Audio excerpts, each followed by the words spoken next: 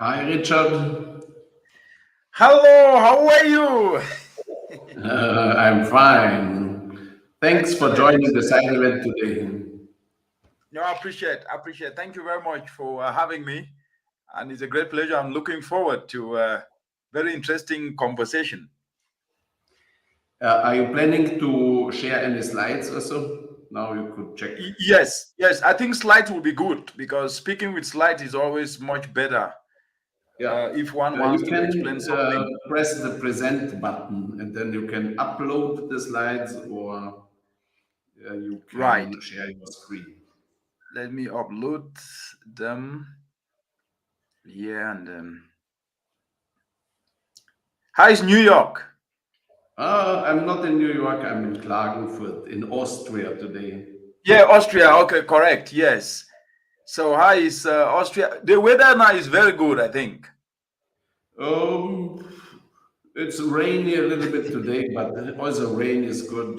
The nature needs it. All life needs Yeah, nature water. needs it. That's correct.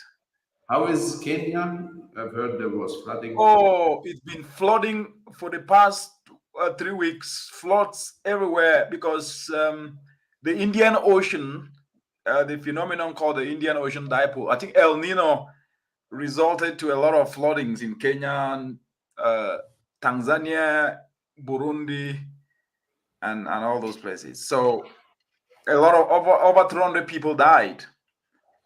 Really? Oh, Yes, that's terrible. a So lot I'm of deaths. checking Yes. now whether the signal is going through. Yes, it's going through. Right. It should work. Let's see also on the UN Web TV platform whether it is already there as well. And we will start on time. Okay.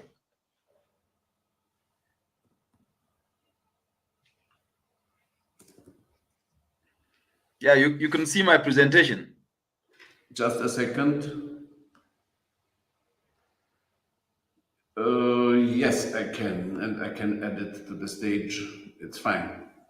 And perfect citizen science pitch is excellent. If you could aim towards 8 minutes, that would be appreciated. Yes, I think 8 minutes will be perfect. Will be perfect. Okay, super. Hi. Yes.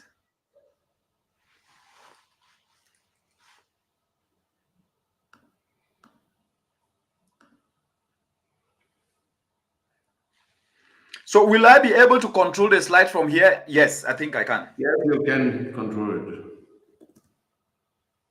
Okay, I can. Yes.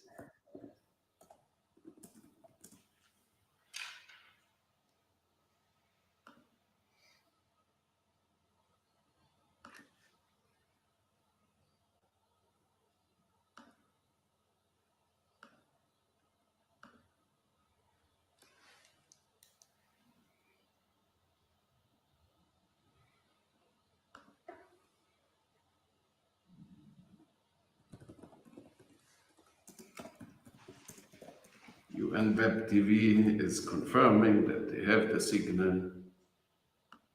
So, sharing. Aha, Shurame is here. Perfect. Hi, Shurabi. Shurabi. Hi, how are you? All good. What's the time now on your side? In Mexico, almost 8 a.m. Mhm. early. Yeah, it is earlier indeed. So you said there was some problem with connecting or resolved? Something went wrong, you wrote. Because I think we're live right now. Yes, we are. Yeah. Okay, No, it's okay. not wrong No. because UN Web TV asked us to start 10 minutes early so that uh, the signal can be checked. It will be then cut off once after the event. Perfect.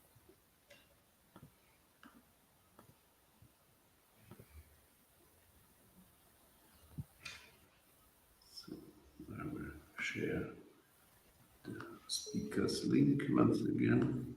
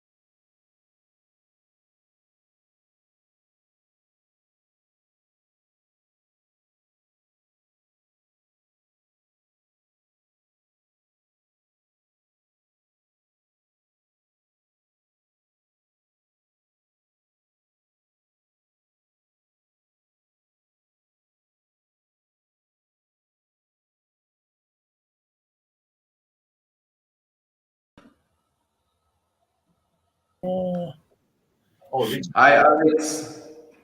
Richard is connecting online. So Richard, how do I share this? I'll go to calendar. So Yeah, Alex. we are live and we will start. Oh, you have to mute. Oh, Richard, there you are. Do you have the link? I will send to you. I Yes. think you have to mute. Guys, to Candice.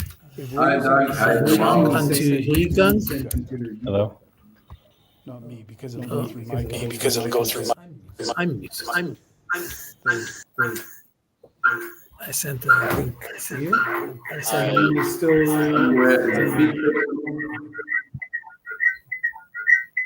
So there's nothing to do with this.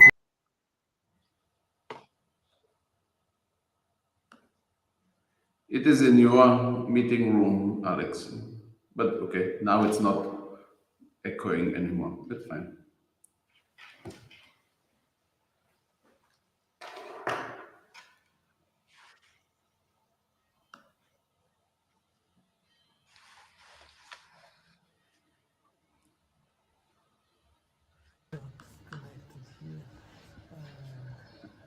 Do we need to connect as well? You're in the It goes through your show. microphone, I think. You should go back. Yes, yeah. Can you hear us? Sorry, Mr. Doug. Yeah. Just a quick check. Sorry, I don't know how to just Where do you wanna- go to the system. I want to check check the sound input.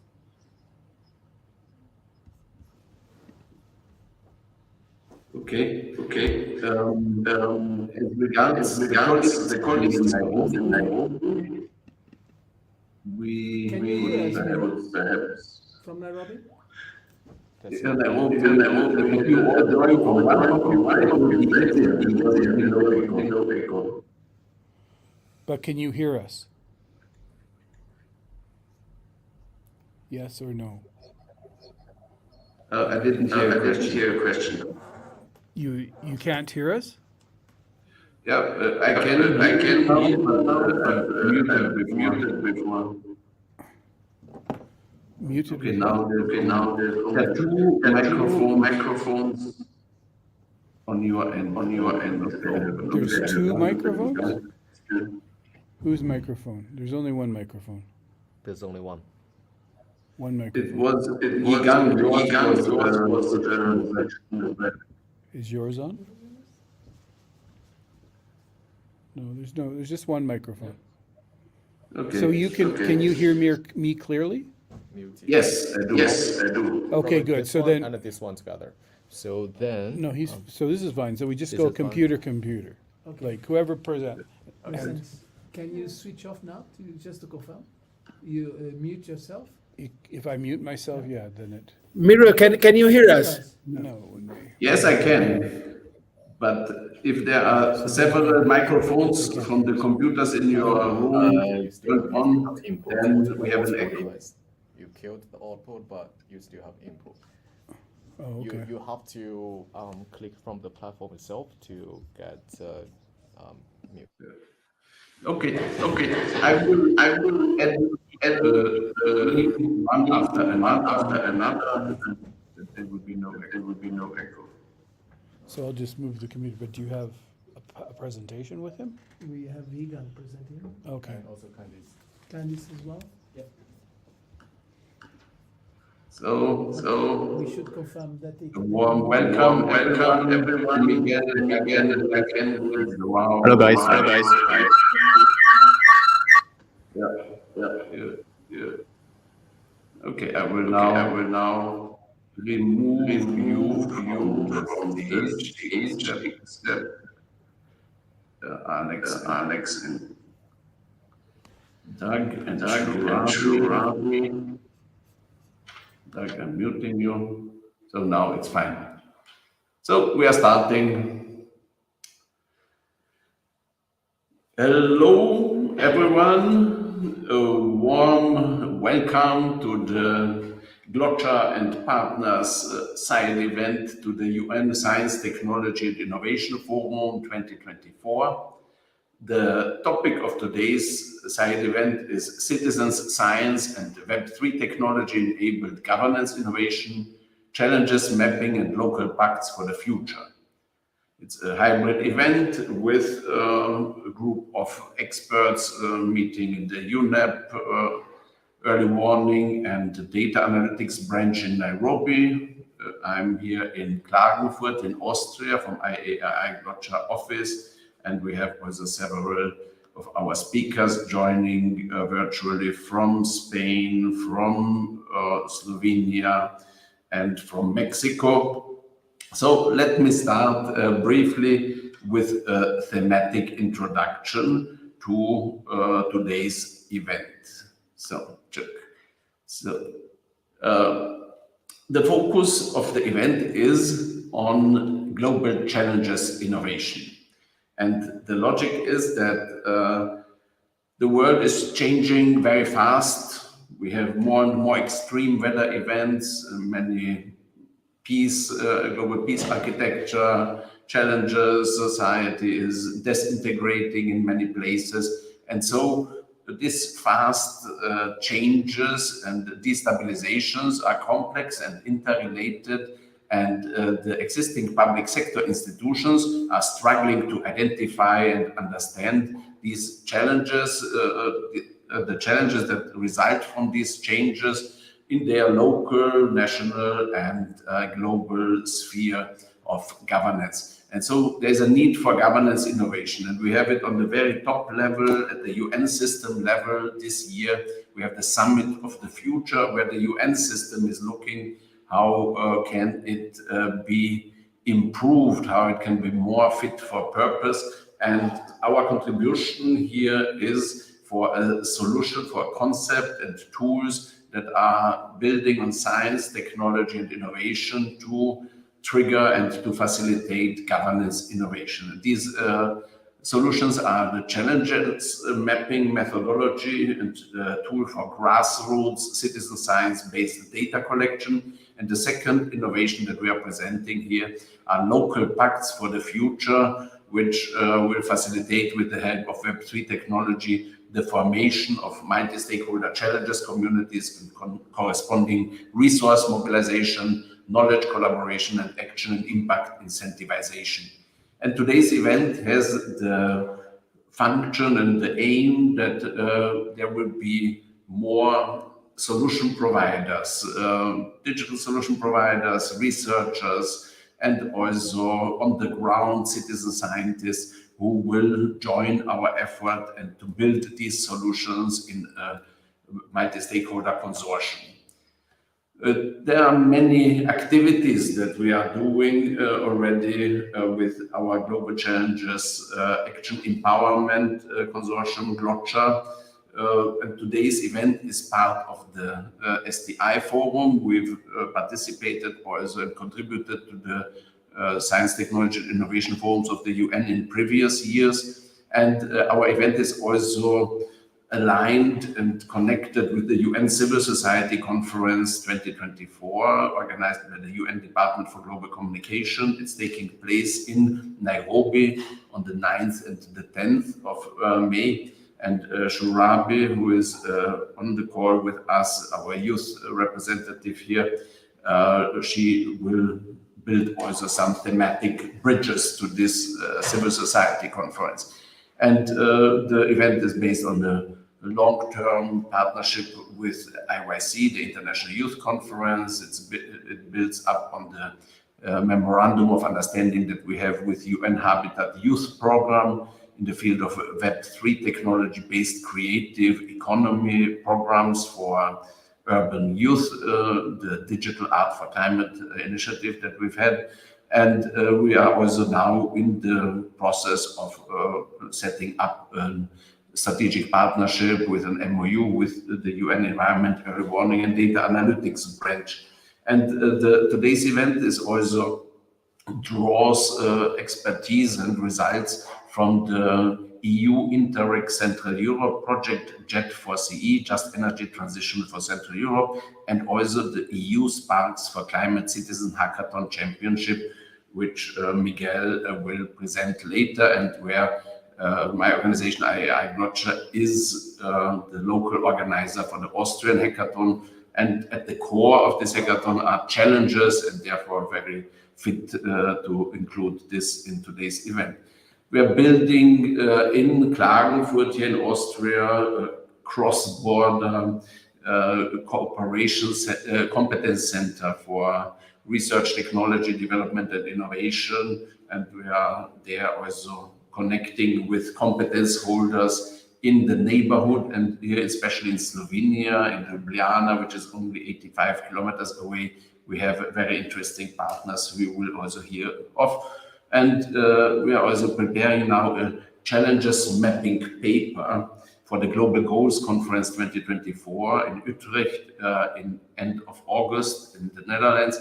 And so we are presenting our ideas to get feedback and to have then also input to have a better paper proposal. And we have partnerships with partners in Slovenia, Kenya, Italy. And the agenda of today's event, we will have a welcome and introductory presentations by organizers and partners. Then we will have a presentation of the challenges mapping and local pacts for the future concept and tools. Then the colleagues of UN Environment, Early Warning and Data Analytics branch will present their programs in citizen science and also in community data collection in the One Map for One Humanity program, geospatial information from the whole UN system is there being tapped into. And then we will have experts from Slovenia and Italy. We will have the presentation of the EU Sparks for Climate Citizens Hackathon Championship, and then an outlook about future activities that are planned that are not only citizen science based, but also arts, entertainment, activities at the UN headquarters in New York in September, and the climate conference COP29. And with this, I have now the great pleasure to give the floor to Shurabi, but Shurabi we have lost Shurabi. Okay, then let's go to Alex. No, Shurabi is also here. Sorry, didn't see you. And yeah, please, Shurabi, if you can please say a few words about your perspectives on science, technology, and innovation, helping young people to co-create the future, to have livelihoods, and to have a climate-safe future, and also the links to the civil society conference where you are on the board subcommittee for intergenerational and youth affairs. Please, Shurabi, the floor is yours. Hi, thank you so much for having me here. I'm genuinely really excited. This topic is something that I have been working on for a long time now, and I'm deeply committed to it, almost like dedicating my life for it. But yeah, just to get into Mario, thank you so much, Miro. Thank you so much, everyone. Right now, well, just to have like a little bit of context, I am the vice president of the International Youth Conference, and as Miro also mentioned, I am working in the subcommittee of the Intergenerational and Youth uh, for the UN Civil Society Conference right now in Nairobi that will happen tomorrow on the 9th and 10th. And as part of the Department of Global Communications Civil Society Youth Steering Committee. So just to talk a little bit about science, technology, and innovation, I think for now is crucial for accelerating progress towards the SDGs, right?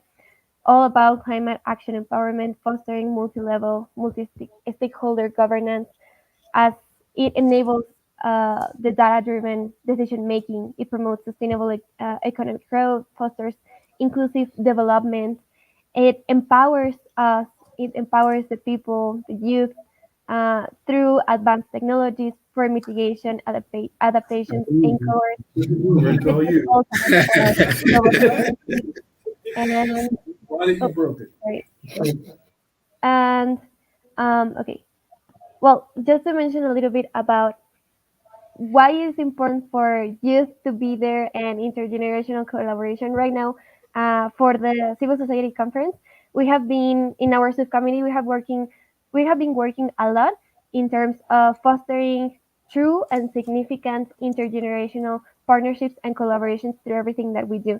And right now, through technology, through the hybrid events that we have been seeing throughout the post-pandemic, throughout post-COVID, has been huge right now, because not only we are trying and we are literally measuring through new technology, through new ways, through new initiatives, but also doing this in the sense of how we can make these platforms and these spaces more accessible, more inclusive for people that may not be there, that maybe not be able to go physically in person, but can still be provided through the knowledge, through the content, through these amazing and so enriching shared experiences. So, for all of these, for all of how science and technology and innovation works in our world right now and how it's empowered as well, we need to understand the challenges that these ideas and solutions also come with. It's important that we ensure that it's not only from the technical background, but also from the socio-ecological interdisciplinary perspective as well. It's extending how we delve into the ethical impact that we build within these systems, so that we consider the factors of equity, justice, sustainability in every aspect possible. And from the youth, what I can say, we're working really hard and we're really happy from the International Youth Conference as we build the path towards the Summit of the Future now in September. We have built the Alliance of the Future, um, with the different partners that we have as well. We're really right now working in the IYC9, the ninth edition, which is going to be in UCLA, which is strategically positioned alongside the Summit of the Future to be this crucial platform for youth all around the globe. We build the inclusive platform that is hybrid every week and every year, so that every young person in any part of the world can watch the recordings, watch the lives in Facebook, YouTube, etc., etc. We have also gone through innovations such as the IYC app that we launched the last edition in September in New York as well. And right now, we're happy to mention that the conference is going to be in more than 8, 10 languages, well translated right now, as we know that language is also often a barrier that we need to become together, so that this knowledge is not only centralized in English but also in native languages, so that people can also be empowered through their own native language without these limitations. But yeah, with this Alliance for the Future, I'm happy to mention that it's aligning perfectly with the goals of the Pact of the Future. We are developing and fostering the empowerment, this inclusive dialogue, innovative solutions. And I'm happy to say that we're also building through a youth declaration that will provide valuable insights and recommendations to this Pact of the Future that will ensure youth perspective that's well represented in the global agreement, all together with science, technology, and all of the scopes that the sustainable development have to come. And well, just to finish my participation right here, so that my fellow partners in the session can also talk and provide their really valuable insight, I just have to say that youth here is a really important factor. We come not as an experts as the senior experts may be, but we're here with a lot of enthusiasm, creativity, adaptability, and revolution within us, as we may champion for scientific and technological advancements, as well as we are empowered through all of this capacity building and this critical thinking and problem solving skills. So my message here is to be empowered, not only for the youth to overcome their limitations and barriers together, but to join forces also, so that we can build and we can really engage in a significant and relevant intergenerational dialogue and collaboration all together. So yes, thank you so much for having me here, and I'm happy to keep sharing and keep on acting. Let's commit together. We commit. Bravo. Yeah, thank you very much, Shirabi. It's so many positive aspects in your contribution and in your participation in today's event. Young persons, you as a female young person taking on leadership positions, that's so much needed in the world. And you also are looking into science, technology, and innovation topics, as they hold so much potential for building a better future and engaging in the UN system, and also IYC with all those innovations like the multilingual presentation of programs. This is really reaching now groups of young people which had otherwise difficulties to really learn about the UN or to get engaged. So this is perfect, and thanks very much for being with us. And now to Alex Caldas from UNEP, UN Environment Early Warning and Data Analytics Branch, and is a very valuable and dear partner in our work as well. Alex, please, some introductory remarks. We will hear them more later also from about your programs. Just thank you. Thank you, Miro. I think you can hear me? Yes. Just to confirm that you can. So I assume, Miro, I will not give the floor to my colleagues immediately. So we will go for introductory remarks and then we'll... Just welcome, yeah. Okay, fantastic. Well, first, a great word of welcoming from Nairobi. Karibu sana to everyone. The way this side event on the STI is set up, with several participations around the world and 2 offices, one in Nairobi, one in Austria, one in Mexico. And see, it's a proof of how we envision that science, technology, innovation can contribute for our common future. So that's my first remark, and a big welcoming to our partners. We just heard from Shirabe and the importance of the international youth, not only engagement but leadership on most of some of these activities to have real impact. So I think that's my second word is about that. We can build any kind of technology solutions, and today we'll be discussing a bit about citizen science, about the capability to use capacity building on citizen science for global environmental monitoring and early warning. But we will hear also about the use of technology such as geospatial and the opportunity to have the whole UN working on geospatial, and how that can accelerate the implementation of SDGs, that can accelerate, combined with the youth, can accelerate all these processes, but an impact in countries particularly.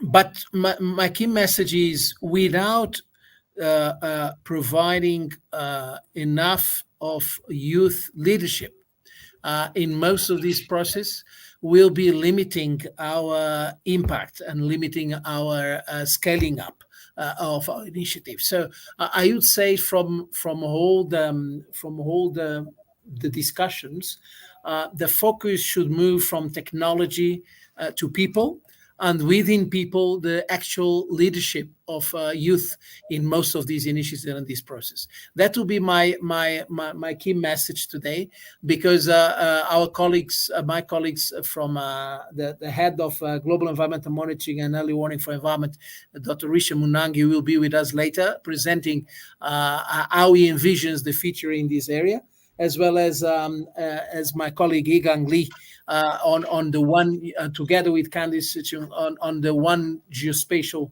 and the initiatives that drill down to youth, to financing, on putting the one geospatial to leverage these initiatives. I'll close here. I'm very much happy to continue these debates and dialogue and engagement and partnership. As Miro expressed, we are building a true partnership, and we'll be always asking for our potential donors around the world that will be interested in financing our initiatives, to work with us in finding sustainable funding for this big partnership that we are building together. I'll stop here, and big thank you. Wonderful, thank you. Yeah. And as you are mentioning, resource mobilization, it's part of our plan also that we will mobilize citizens' financial resources. Because with these challenges, mapping, methodology, and tool set, people will be able to really specify what are the challenges that are relevant for them and build the knowledge base and the communities for addressing them. And in such a framework, with the challenges being near to the people, then also the people will be more willing and empowered by our platform to invest in building this knowledge base and database for challenges responses. So looking forward to chart new routes globally with your expertise and your networks. And now to Doug Reagan. Doug, may I ask you to join our call?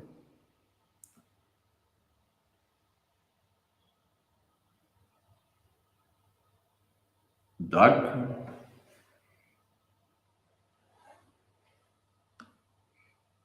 Here. Okay, you joined. Okay, fine. Perfect. Sorry.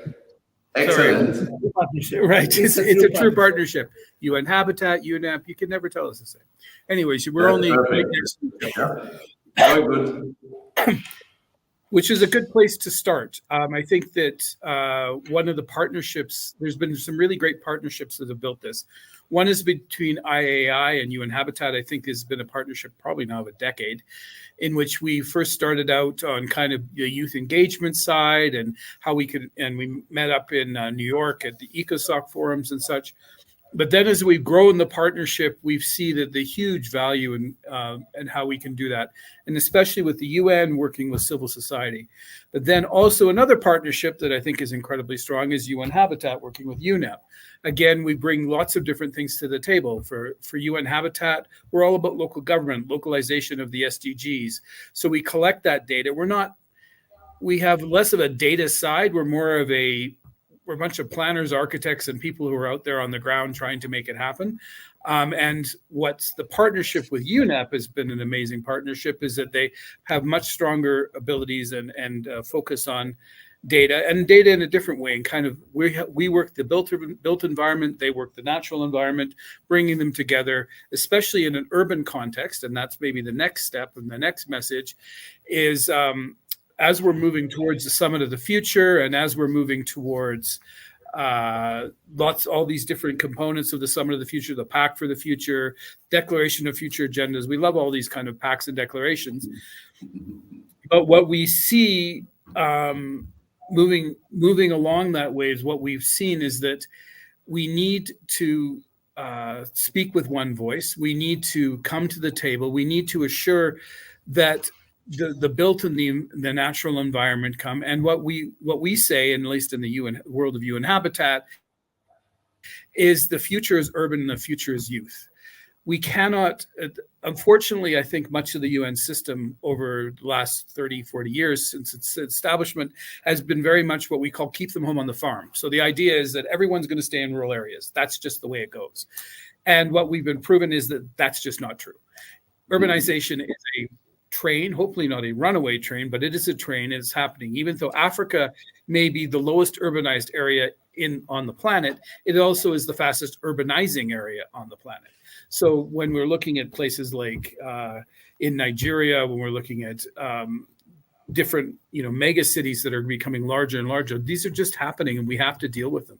We no longer can say the built environment's over here, the natural environment's over here. If we're going to actually survive, we have to bring them both together. The built and natural environment are one of the same environments, different sides of the coin. So that's the other message, is that we really need to bring these concepts together and we really need to work together. And I think the last thing in this, when you'll see more of my presentation on this, but the last thing is that my mandate, or my job, I guess, in UN Habitat currently, is to promote, advance, and advocate for young people globally. But again, what's unique about UNEP and UN Habitat is we're the only two UN agency globally headquartered in the global south. and we basically sit next to one another here in Nairobi. What's unique about that is that when we walk out the door, we walk into a world of 70% of people being under the age of 30 and about 60 to 70% of those being under the age of 15. So this is a youthful world. This is the future, really, of the world. And so we have these two streams. We have future urbanization happening. It's going to go, and youth is happening as the world, as we move along. The Africa and Asia and Latin America take up more and more percentage of the global population, and that influence is there. And what we need is, if we have, for example, if we're working here in Africa, we need to engage 70% of the population. It's the same metrics, the same equation that we use for women. If we don't engage 50% of the world, we're crazy, right? Well, you can't go and change that percentage. So when we have 70% of the world, you have to do that. So my last piece will be participation, and that's what my presentation will be on later, but I'm really excited to be here. Thanks. Wonderful, yeah. And UN Habitat, especially also under your leadership, the youth program, doing great activities in mapping, and looking forward to hear about this. Yeah. So, and now it's a great pleasure to welcome Caroline Oko from the Center for Training and Integrated Research in ASAL Development, Kenya. Caroline, happy to have you with us. Please take the floor. Thank you, Miro, and thank you, everybody. As it has been stated, I will not overemphasize, but I'm a researcher. We focus on the arid and semi-arid lands because, again, much as the population in the south is mostly youth, also the most parts of Kenya where I am is mostly arid and semi-arid lands. Of importance to this event we have today, the focus on science, technology, and innovation, which is giving hope because with a youthful population, then we really must attract something which is close to their heart, because the future is the youth, and the youth bring something on the table. For me, my main interest is calling people to action. We need to have action for climate empowerment and science, technology, and innovation to address the Sustainable Development Goals, especially focusing on issues of climate change and others. The strength is in partnerships. For example, GloCha has brought in all the players here. And for me, the main takeaway is that from the global discussions, we need to narrow them down to national and local levels. So as a country, we really look forward to tangible actions which will make an impact and especially give hope to the youth, and also ensure that the youth run with the innovations and technology and the scientific decisions. That's why research is very important, because you use the evidence to make decisions. And when we have partnerships like what GloCha is promoting, then we are better off, because research is showing that we are far off the mark of meeting the SDGs. But platforms like these ones, we learn, we share, we act, and we narrow what is expected of us. Thank you, Miro. Thank you very much, Caroline. Really great to have you in our consortium among our partners, and together we will develop project initiatives and also mobilize funding so that on the national and local level in Kenya, knowledge-based solutions for sustainable development goals implementation and climate action empowerment will be possible.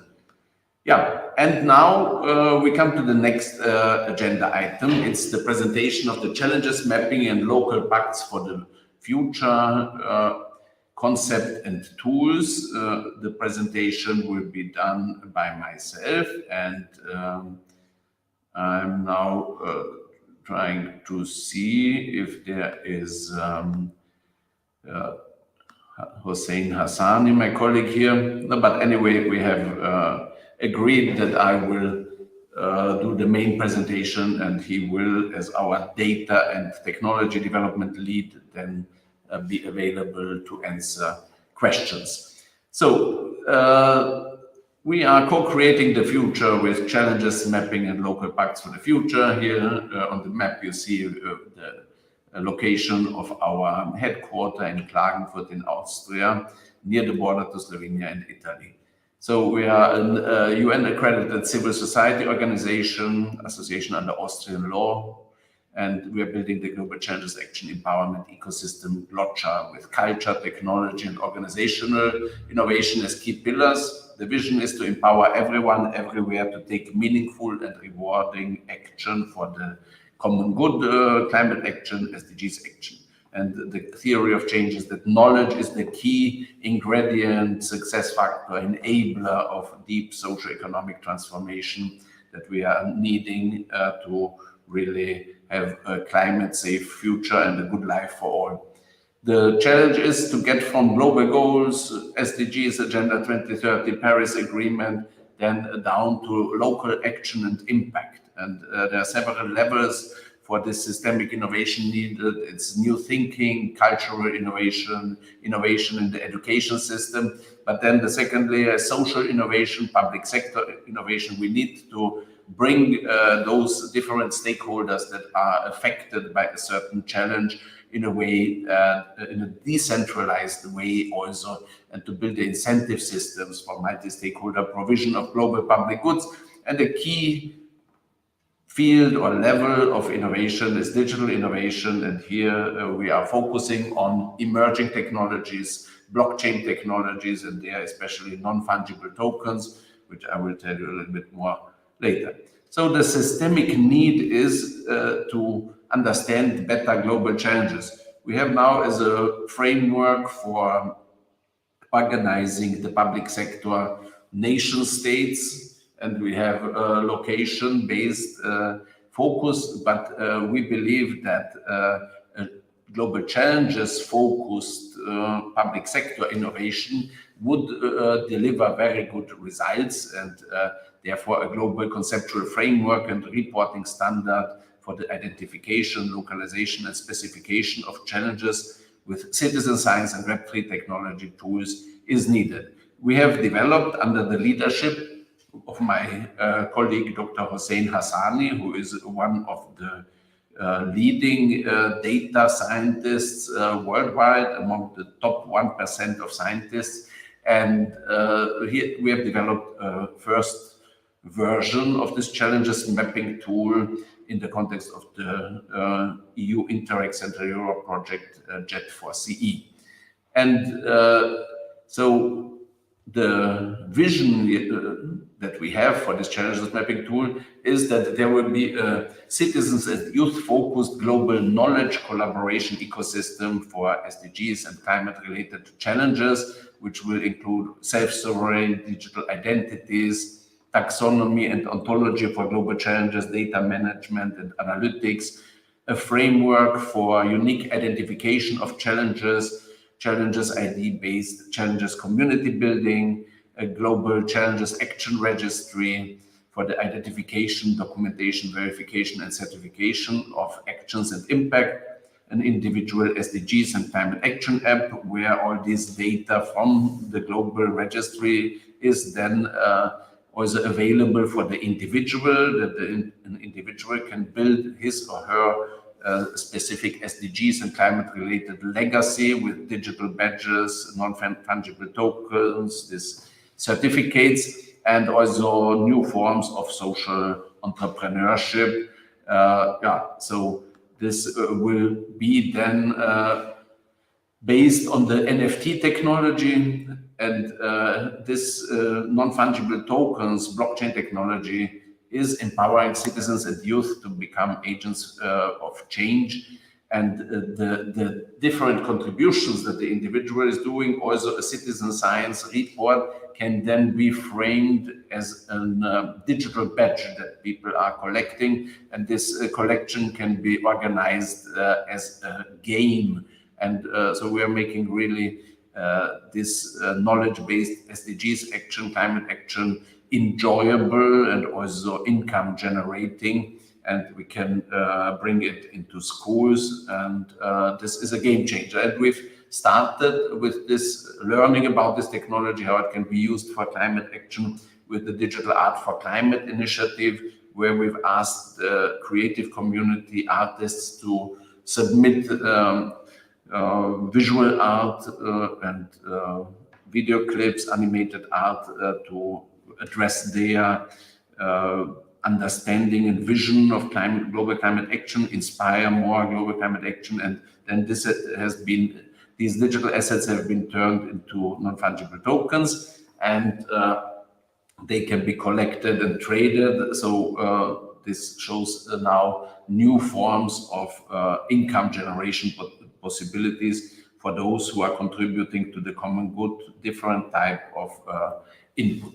And regarding the global registry, here very brief information how we set up things for those when people contribute artwork. This is an entry in this Global Challenges Action Registry. When people buy this artwork NFT, this is then another level or entry in the Global Challenges Action Registry.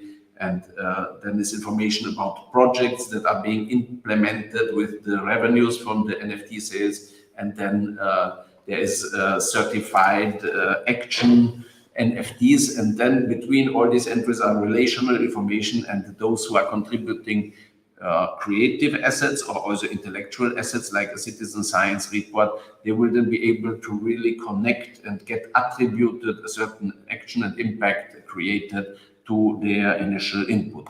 And so another potential application of the challenges mapping tool and the related Web3 technology are crypto stamps, and we have had a first conversation about this at our Digital Innovation Pavilion in Dubai with the UAE post authorities, and it's really game-changing. This challenges focus, and then this NFTs-based unique identification of action and impact and resources.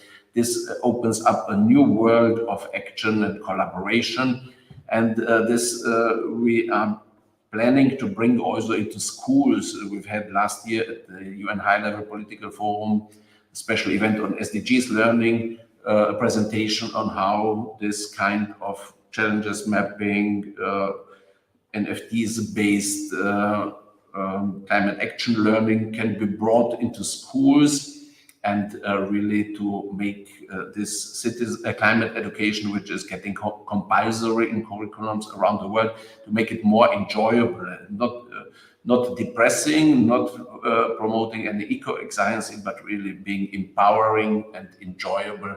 And this Global Challenges Action app, empowering citizens and youth to become agents of change, is at the core of these efforts, so that people will be able to go in their neighborhoods, identify challenges, build communities, take action, and being rewarded.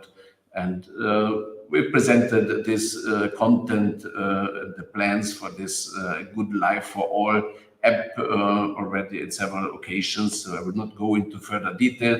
Here, just a slide about the JET4CE challenges mapping exercise that we had, the link to our first version of the challenges mapping tool, functions, the basic citizens engagement platform, citizens science platform, and the learning so far is that we have to really look at the technological part, but also at the social innovation part, and that this is always a learning process, and we have to understand that intellectual assets like these citizens report about challenges mapping are very valuable for the society and need to be rewarded. We can do gamification and many.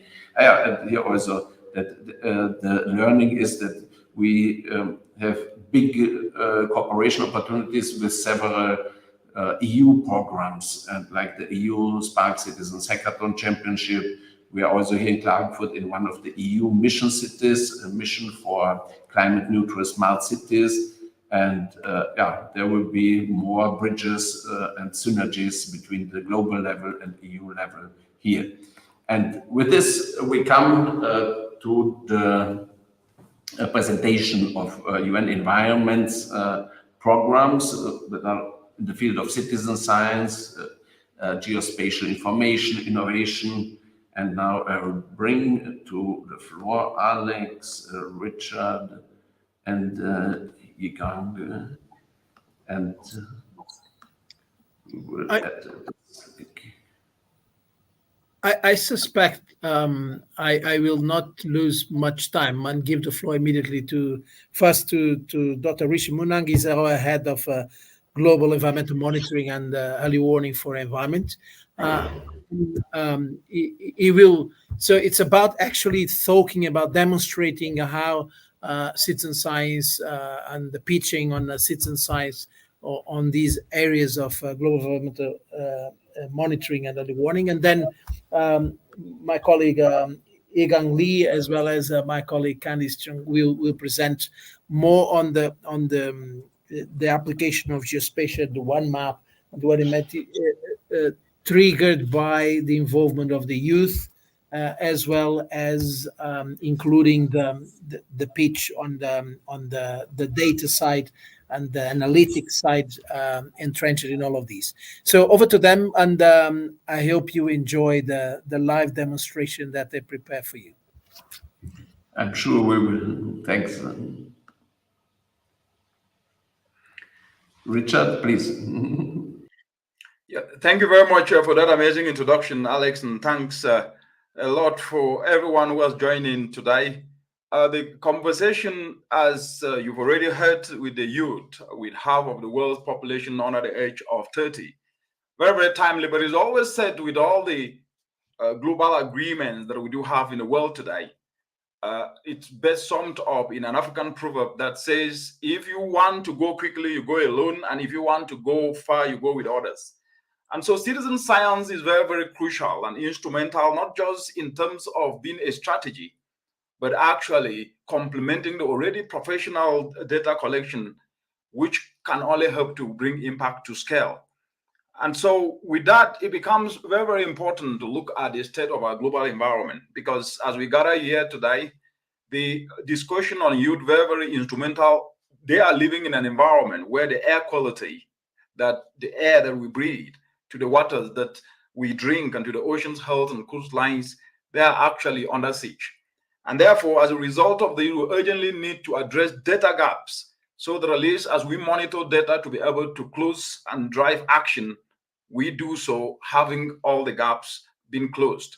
And this takes us now to the example of water quality monitoring, which is currently an aspect that the global environment monitoring systems under the early warning and data analytics branch of UNEP is undertaking across the globe. But what we see is that 75% of all the water bodies currently monitored are actually in 24 high GDP countries, whereas only 1% is in the least developing world, and mostly in the global south, with most of the countries in the African continent. But we know that it is estimated that the global environmental monitoring needs surpass $25 billion US.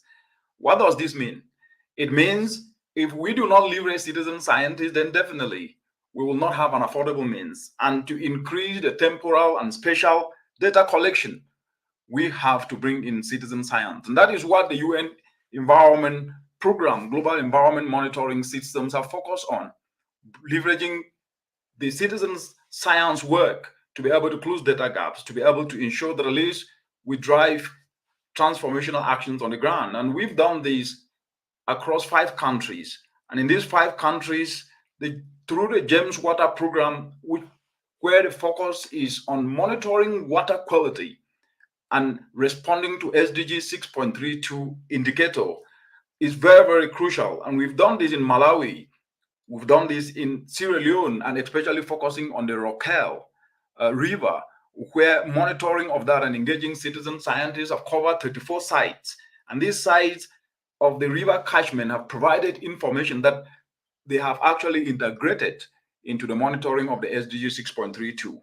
And more importantly, what is exciting is the Sustainable Development Goal 6.3.2 report preliminary results do show that the water quality monitoring as we speak today is actually further degrading. And if nothing is done, within the next 6 years, we'll have about over 4 billion citizens at the risk of health. This information has helped to inform the submissions of countries. And we have 2 countries that are leveraging citizen science to inform and complement data from satellites, from technological tools. And this is an example in the entire world that has actually happened from the James Water work. And it's resulted to an increase from 18 to 34 water bodies being assessed as we speak today, and a jump in water quality measurements from 354 to 694 annually. That is really an opportunity to showcase that citizen science data collection to close data gaps is urgent. But as we do this, one of the most fundamental aspects that we need to understand is that we also need to do the same for air quality. As we're speaking, we have open source data that is showing air quality data gap needs to be closed. And we're engaging citizen scientists working with students and young people across schools and installing sensors so that at least they can be able to gauge the air quality so it becomes part of school curriculum. And this is quite very, very instrumental. The second aspect is, as we do this, there is a gap because the monitoring is focusing at the mainstream.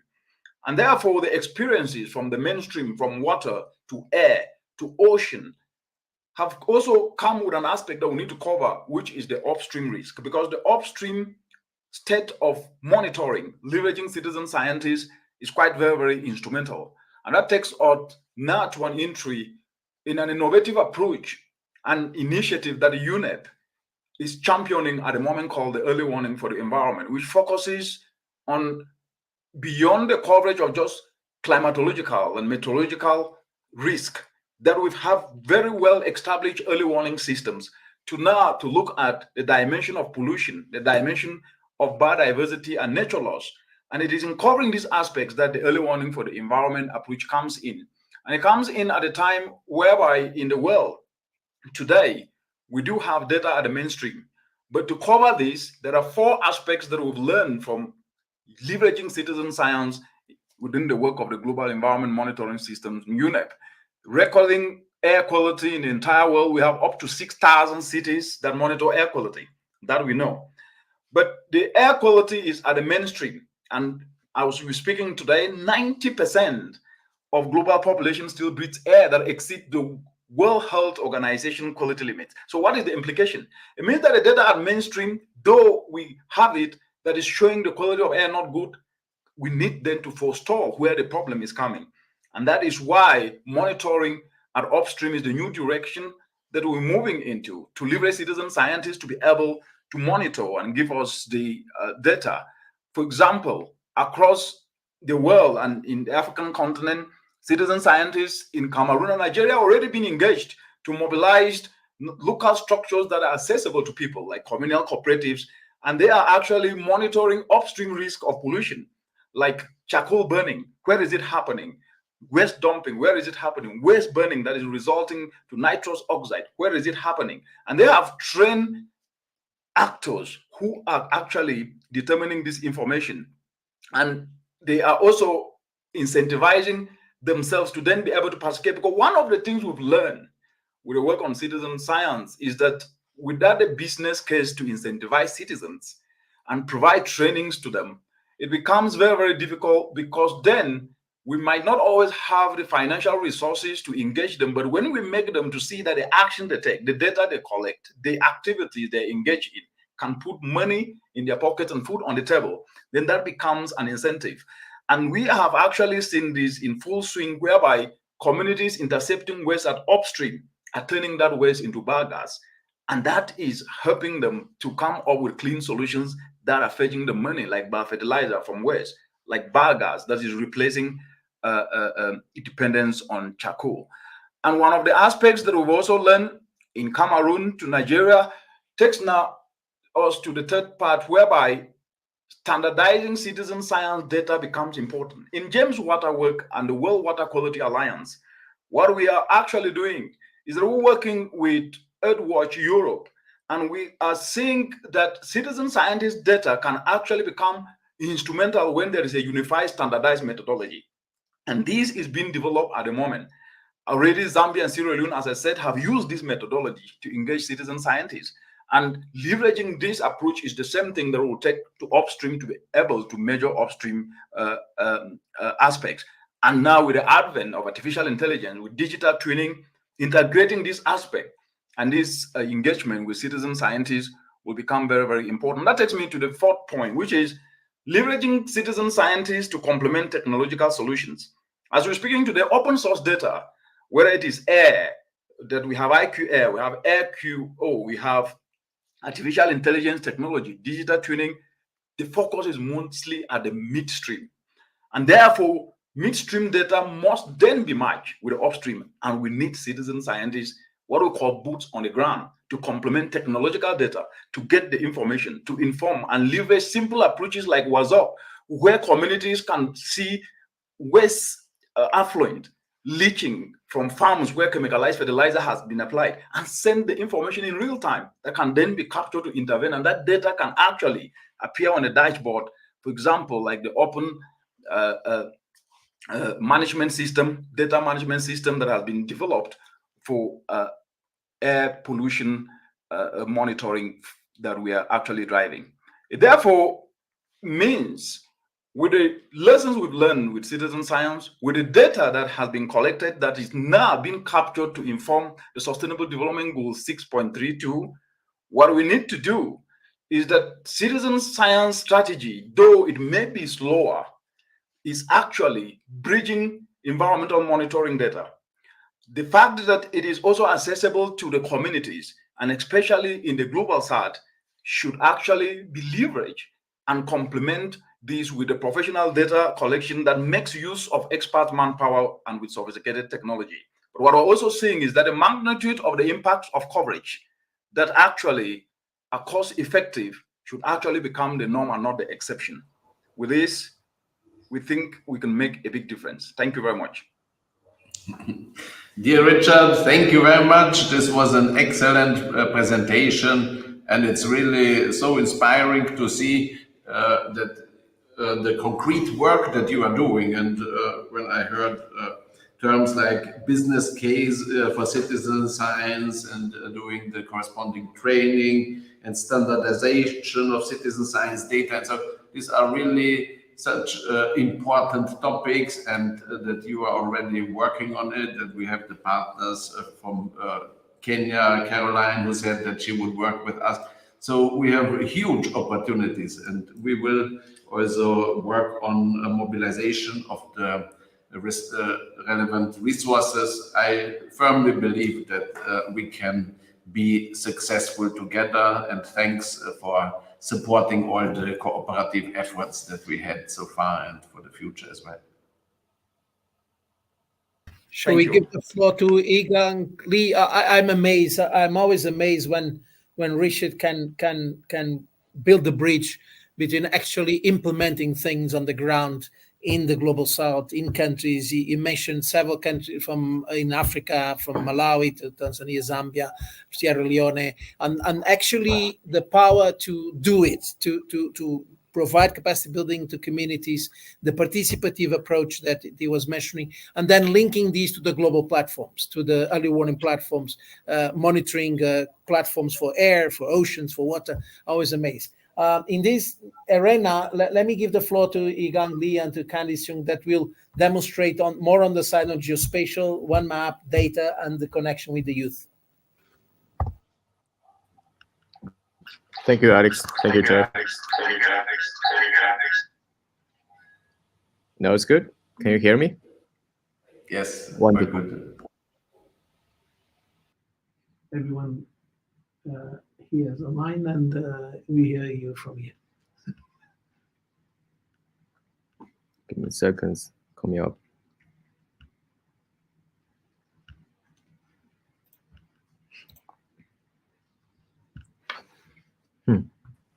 Are you trying to share the presentation, Yigang? Because I don't see it there.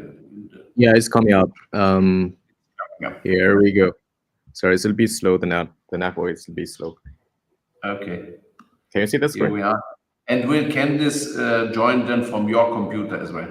Or Yes, I she think they will were join from my Alex's computer. From my Alex computer. Okay, good. Yeah. Fine. Thank you. Okay. Okay, thanks. And good afternoon, good evening, everyone. I'm Yigang. Today I will present the OneMap initiative, showcasing its role at the cutting edge tool for empowering citizens, especially youth, to collectively transform people, places, and the planet. So OneMap functions as the data service hub that integrates real-time data layers from over 40, over 40 UN agencies. It mobilizes collective intelligence to provide prescriptive and predictive data analytics through spatial computing and publicly accessible finance mechanism, ensuring keep the world on the review. The data layer covers 5 key pillars of the UN: sustainable development, humanitarian efforts, international rule of law, peace and security, and human rights. This strategy is to address emerging issues from these dimensions comprehensively, enabling a panorama view to effectively respond, prepare, and recover. To ensure the inclusivity of this data hub, 5 principles also upheld: enriching the data layer, leveraging citizen science, emphasizing local impact, establishing bottom-up voice channels, and gaining support from community of excellence spanning sectors. And acting as one UN, it centralized over 1,000 rich data layers from 40+ UN agencies, facilitating access to real-time observational data, thematic analytics, and also integrated early warning system. So using UNEP layer as the demo, specifically on the sustainable development, which is the pillar 1, this platform offers near real-time quality data collected by community-level remote sensing infrastructure, aiding national policymakers with early warning, source identification, and evidence-based decisions. And the rationale for introduction of this workstream, which is the OneMap at the STI Forum, is rooted in the crucial instrumental value of OneMap. It offers a platform for citizen and youth involvement, leadership, education, and empowerment. The demo I'm doing here today through this presentation will showcase 3 operational components from the OneMap, illustrating how it is systematically integrate and foster the citizen science. This comes one by one. Okay, foster citizen science, specifically engaging youth group to accelerate SDG localization across institutions, operations, and finance aspects. So start with the Start with the institutional level. The demo component is the geospatial community mechanism under the OneMap. So in this component, integrating citizen and youth group is one of the major goals, including youth-led projects being coordinated across agencies, UN-level media release, youth funding program, etc.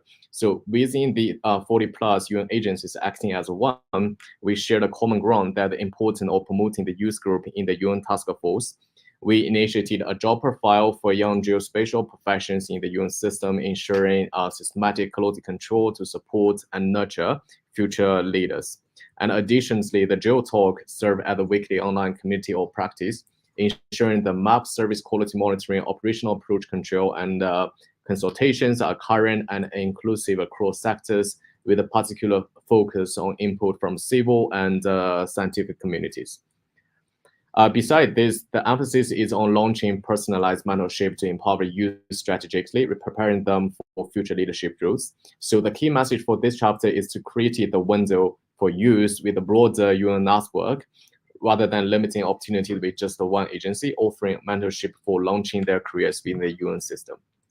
And coming to the second ground action chapter, we demonstrate how citizens and youth use the environmental geospatial situation room as the OneMap action hub on the ground to accelerate SDG achievements locally. Forgive me. So this geospatial situation room at the sub-hub within the UN geospatial situation room, marked in green, function as an information hub with the digital platforms and physical facilities to keep the local environment under review. It generates, stores, and shares early warning and solution scenarios for environmental hazards. It will offer facilities, closed service connectivity, establishing a solid foundation for the local use and citizens to utilize at the data entrepreneurship hub, workstation, and education center. So this facility, the aim to address the present challenge outlined below. The current data supply landscape within the UNAP follows a linear follow structure where 20 top management figures, let's see, the entity oversee the consumption of data by 4 billion individuals. This setup has led to a significant bottleneck, posing a serious threat to the effectiveness and equity of data supply. And this situation room, utilizing blockchain technologies like Web3 facilities, capitalizing the data sets, legalizing metadata, ensuring transparency, and mobilizing collective data asset from citizen science to institutional levels. This shift transforms the data supply chain from linear to circular data production and consumption ecosystem.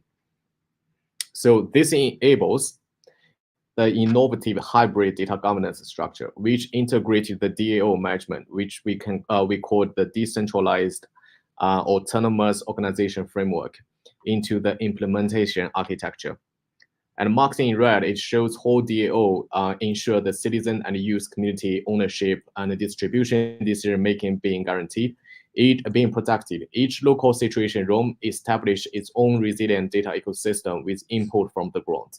So the key message for ground action is to empower the local community with ownership and decentralized decision-making to cultivate a self-sustaining data supply ecosystem.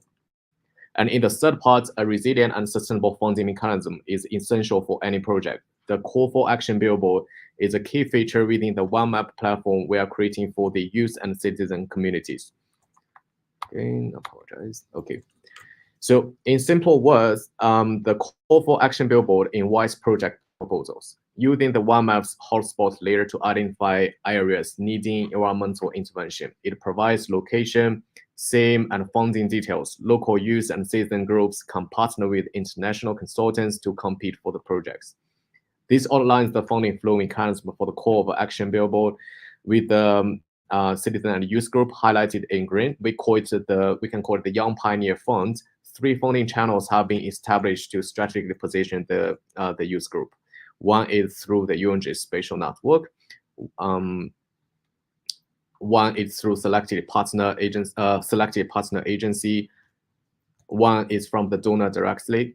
So selected youth group will receive up to 100K to 200K per project from the donor for initiatives in disaster risk and conflict areas, with in-kind contribution like free facilities and university lab support. The aim is to collaborate on 100 projects involving 100 youth groups across 100 countries. So to sum up, 3 key messages focus on promoting youth engagement at institutional levels, grant action, and funding mechanism, completing the project-wide citizen and youth engagement plan. Sorry. Thank you.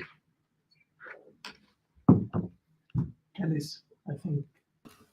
Okay, this was very inspiring, very insightful, impressive. Thank you. I've noted down very many relevant topics, and I am very much looking forward to exploring how we can join forces in this effort.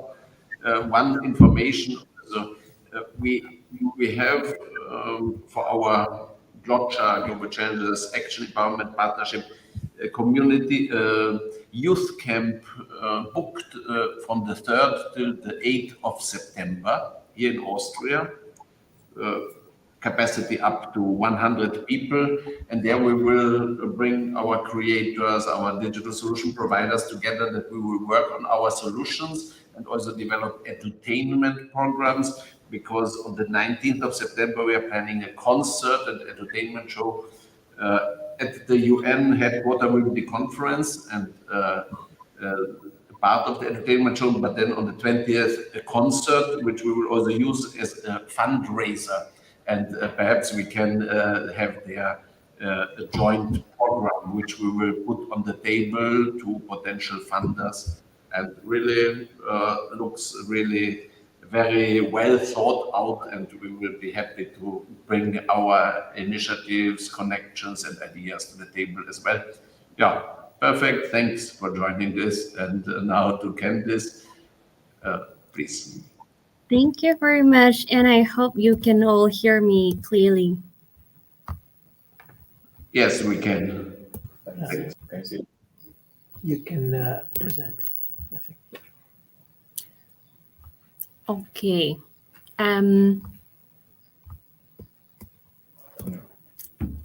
Okay, cool. Thank you very much. So Yigang has mentioned very inspiring future opportunities and also visions within the UN system at an institutional level and ground level. And for me, I would continue with presenting some existing platforms that we could currently be in use and also be leveraged by people not only in the UN system, but also the wider civil society and young people out there. So yes, my presentation is on empowering action with authorized data, and I'm Candice Jung. So in this big data era, we all know that we have lots of data, and then we need to make things action-oriented in order to derive changes. And data is important, we are happy with it, but so that we can measure what we want to monitor, but that is just the first step. And to lead to action, we always have to know what young people's part is along this process. So being one of the very proud young people, let's remind ourselves and also everyone out there that what we can have to offer. So we are the ambitious and also passionate people, being eager and urgent to make changes, because we are not only looking at the short political cycles. We also have fresh eyes and mental flexibility to rethink and reimagine whether what is happening now and what have always been done is really the perfect answer to the questions ahead. We have the creativity and innovation to find new solutions, as well as the adaptability to try these new solutions out and see whether they fit, and we could always tweak to find better ones. And last but not the least is the influence and reach that we can find like-minded people and to make the impact bigger. And of course, we have a lot more to offer. And so by involving young people, overall, archingly, we could have 4 new forms of partnership being forged, but also all along the process. First is to have more useful and new forms of data by rethinking whether the data we have been collected is efficient and also whether they are the data we need. And for the information, with our innovation and creativity, we could enhance the monitoring of the environment and also analyze the data more efficiently. And by such, with our technical acumen, we can give more innovative solutions, and these solutions would also be more fine-tuned with our perspective. Let's say our perspective on the risk and probability of natural hazards coming up. And finally, it is to give more quicker action that would address our concerns and also having more widespread and impactful actions through our activism. So we already know that the youth can enhance such process, but how can this youth enhanced process be further empowered by UNEP? And now I'm showing some science, technological, and innovation examples to show this. And my presentation would be in 3 parts. So one is from data to information, secondly is from information to knowledge, and finally it's how it turns to action from the knowledge. So firstly, from data to information, it is about putting meaning and context to some raw data. We process it and transform the data in some platforms. We clear out the noises and also some irrelevant elements so that we could facilitate a wider audience to analyze problems and also make it easier to measure and visualize issues. So first of these examples is the World Environmental Situation Room, which is the WESA. It is a one-stop federated data system with open access, quality, and more importantly, it is validated information that everyone can use. And it covers information on climate change, biodiversity, pollution and waste, ocean acidification, and a lot more. And there are data at different levels, global, national, and local levels to support assessment and actions to everyone. If you all have a question in mind, what is the authoritative information about the exposure of Bangkok citizens to air pollution right now? WESA would be your place to go to now.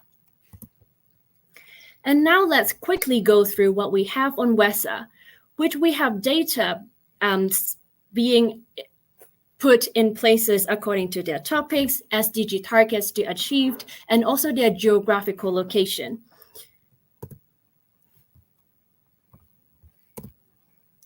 And more specifically, on a geospatial data-wise, let's look at an example for climate change.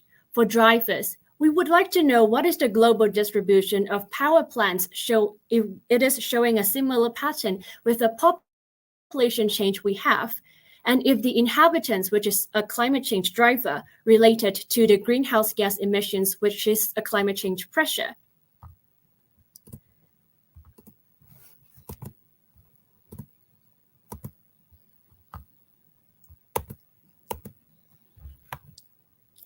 Secondly, if it is for pressures, we also want to know what human activities stresses are placing on the environment and what is the yearly emission of carbon dioxide globally and on a map.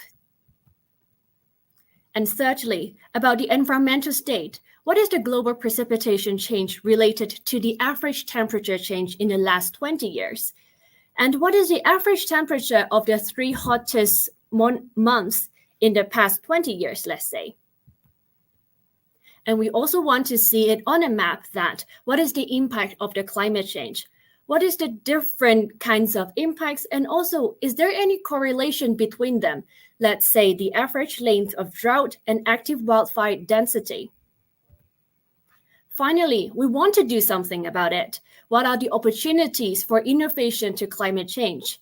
Where are the spots that has high potential for tropical forest carbon sequestration? Is it northern or central Brazil? And so WESA would be answering these questions.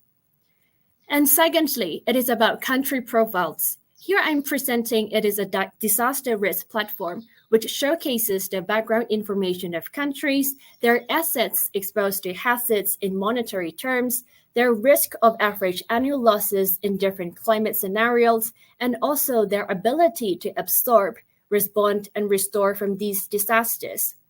I'm sure there would be people thinking about which sector would suffer from the most economic losses under the worst climate scenarios. What is the number actually? And also how much of education in monetary value would be affected under the existing climate scenarios? This is a showcase of the platform. Candice, may I ask you please to wrap up because we have several more speakers and the time is running out. Okay, cool. Thank you. And so we have just quickly looked at the information of this country, and there would also be a background for countries to think about the action ahead. And thirdly, it is to present the environmental hotspots platform, which is to quickly compare satellite images over time and also under different spectral bands, and to identify trends and correlations and patterns. For example, this is an example of Santa Cruz, which we can see the deforestation of it from 1986 until 2024. And by visualizing these impacts, we could already quickly identify actions ahead. And the second part is from information to knowledge. Here I'm presenting 2 platforms, which is the opportunity mapping tool for ecosystem-based disaster risk reduction. So this is combining the data on ecosystem distribution and also hazard exposure, so that we can find a solution of where the restoration or protection of habitat should happen to protect the most number of people. So this has moved a step forward of finding solutions. So we want to know where exactly the restoration and protection should happen to reduce different risks like flooding. And the final platform that I'm presenting is the Ramsar Site Information Services. If we want to know which inland Ramsar site has not got a management plan that we want to act on, and also how many freshwater wetlands that are under the threat of pollution, then we can use this platform to identify and filter out, and then that would be an evidence-based decision for us to move forward. And finally, it's from knowledge to action.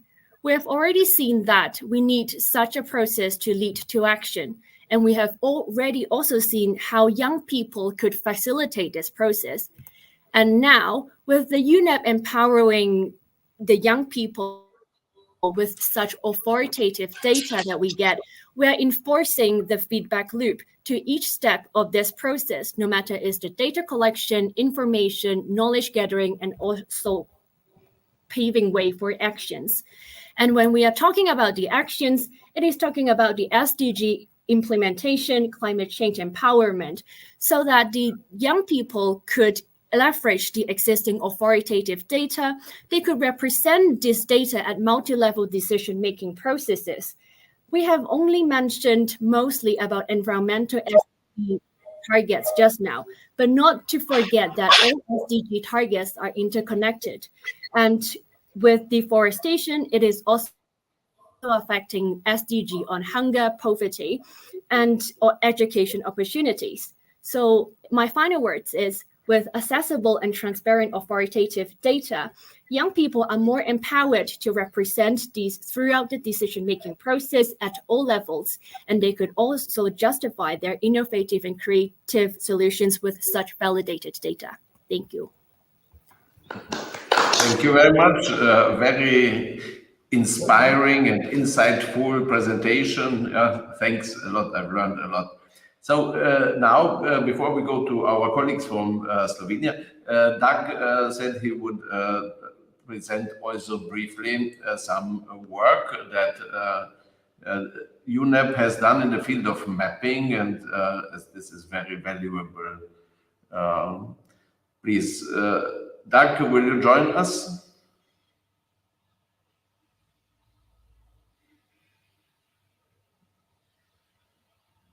Okay.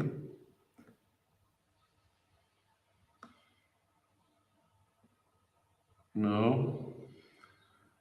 Then I would suggest that we give the floor to João Pitacosta from the International Research Center for Artificial Intelligence in Ljubljana, our friend, neighbor here, just across the mountains, and really a big friend and leader in youth empowerment as regards AI in Africa, and many other fields. So please, Joao, take the floor and tell us what IAAI and you personally are doing. Thank you so much, Miro, and thank you for the invitation. I hope you can hear me well and you can see my screen.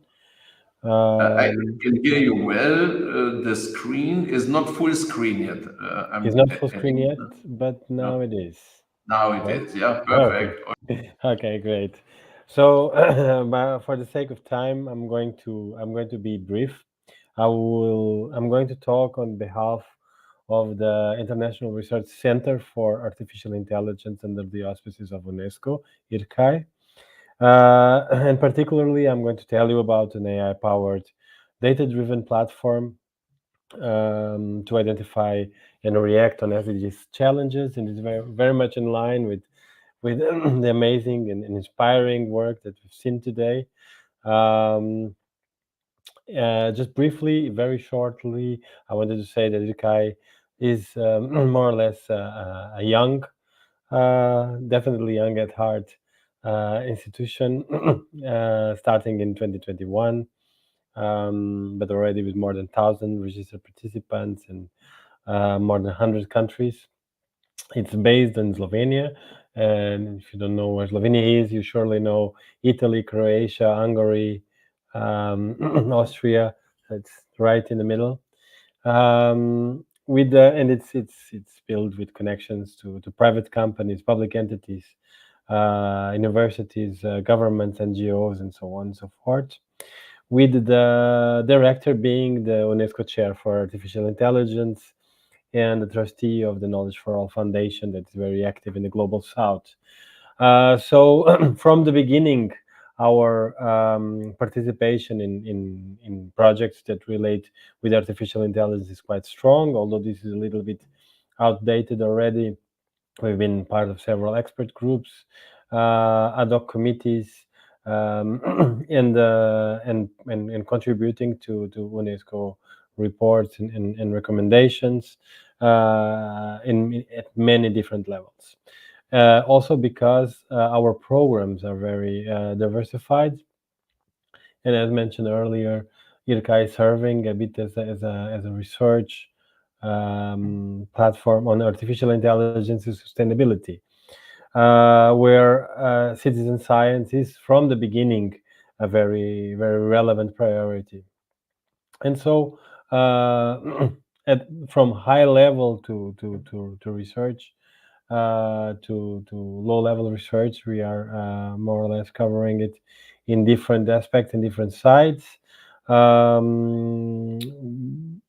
with building partnerships along the way. Having worth mentioning the global network for AI competences, Nexus, that is putting together partners from all over the world to work on this type of problems together, because we understand that together research in AI for sustainability can be stronger and can bring us strong further. Artificial intelligence is going to be a key player for also on citizen science, although the research is slowly getting there. But there are many challenges that they're facing can go in that direction. And so the observatory that we are going to be launching soon, first stage, let's say, wants to from a first level provide to observe, let's say, the different aspects from that are collected from data on news, social media, published science, and so on. It not only wants to provide or observe the artificial intelligence impact on the progress of each of the 17 Sustainable Development Goals. And this being done over live reports, interactive data visualization, and so on. But also to provide the possibility, and I think here is some sort of like a feedback for the people that are contributing with data, with knowledge, to this let's say artificial intelligence action to Sustainable Development Goals, to the progress of them, and of course where citizen science have a very strong role in observing, in providing this data for people to explore themselves, to align, to contribute to the observatory, and so at 6 levels, right? The first level being the statistical indicators and how we're investigating causality over these statistical indicators and how they can relate with different aspects. We have quite some study on water sustainability and the pilot that can be consulted live, always in this idea of evidence-based policy making support. From the news, we are collaborating with event registry that has been in the field of machine learning engine for dedicated to news and news analytics, consuming more than I think 300,000, 600,000 per day news articles from all over the world in more than 60 languages. So to be able to extract and explore good practices independently, crossing the barrier of language, bringing communities together, bringing public the attention of the public to certain aspects together from this text and entities extracted from the news. The causal relations, alerts from social media. We have quite some recent work published, particularly on how this information extracted automatically from the news on the impact. Yeah, May I moving on. ask you Yeah. in 2-3 minutes that we come to. Okay. I will do that. Science is very important, and so we have an approach dedicated to extract these good practices and this information from science and empowering the citizen science, also bringing to ease the knowledge, the access to knowledge and innovation. Particularly the several aspects of models with using machine learning for forecasting, for example, on climate change based on environmental parameters across 10 years and exploring Markov chain processes in states, in relations with states on that 20 years of data that is fed. Education is very, very important. So in the sense of education, we are bringing ease of education materials dedicated to several aspects of the Sustainable Development Goals that can feed the user. And finally, to close this one, boosting the innovation, we have just extended the Global Top 100 for Artificial Intelligence and Sustainability to bring together the drivers of change in artificial intelligence and sustainability with projects, with ideas. Some of it could be those that are now participating in the challenge that we are having this month that kickstarted a few weeks ago on artificial intelligence for water sustainability in Morocco, together with UNESCO and the UNESCO Center in Marrakesh, that will have the award ceremony and workshops and panels on the end of the month, bringing empowering through sessions, through connection with experts, to building these ideas on youth, from which our colleague Miroslav was also part of. Thank you for all. Thank you very much, Joao. Very great work that you are doing, and you have also the citizen science component. And really, when we collect all the data, AI can help us to make so much more. To have so many more insights, and also guiding people, then extracting the knowledge and information for advising people and policymakers, everyone, to take the right decisions. So perfect. Thanks for being our partner. And now let's try again whether we can bring on Doug. Sorry. We have now, as it fits, and Nena is now on the airport, having only a short time, but the connection to Ljubljana, to Slovenia, is very important. My dear friend Nena, a leader in emerging technologies deployment in Slovenia, the broader Alps-Adriatic space and EU programs also. Nena, your words and thoughts, please. Thank you, Miro. I hope that that noise from behind will not be very annoying. And thank you for having me today at the conference. Yes, maybe I will just continue what Joao was explaining. Because when we are talking about the governance of any technology, exactly now we have the governance on AI. I need to mention the role of OECD Observatory. As Joao explained, we have that IRCAI Institute in Slovenia. We are very proud of it. But on the other hand, the Institute Josef Stefan, which is hosting organization for IRCAI, is also very strong on the international level, also within the OECD. So now we ask ourselves, and we can take into account that one of the challenges for governance of AI is twofold. Okay. The first dilemma is, do we need a common global organization that is governing AI?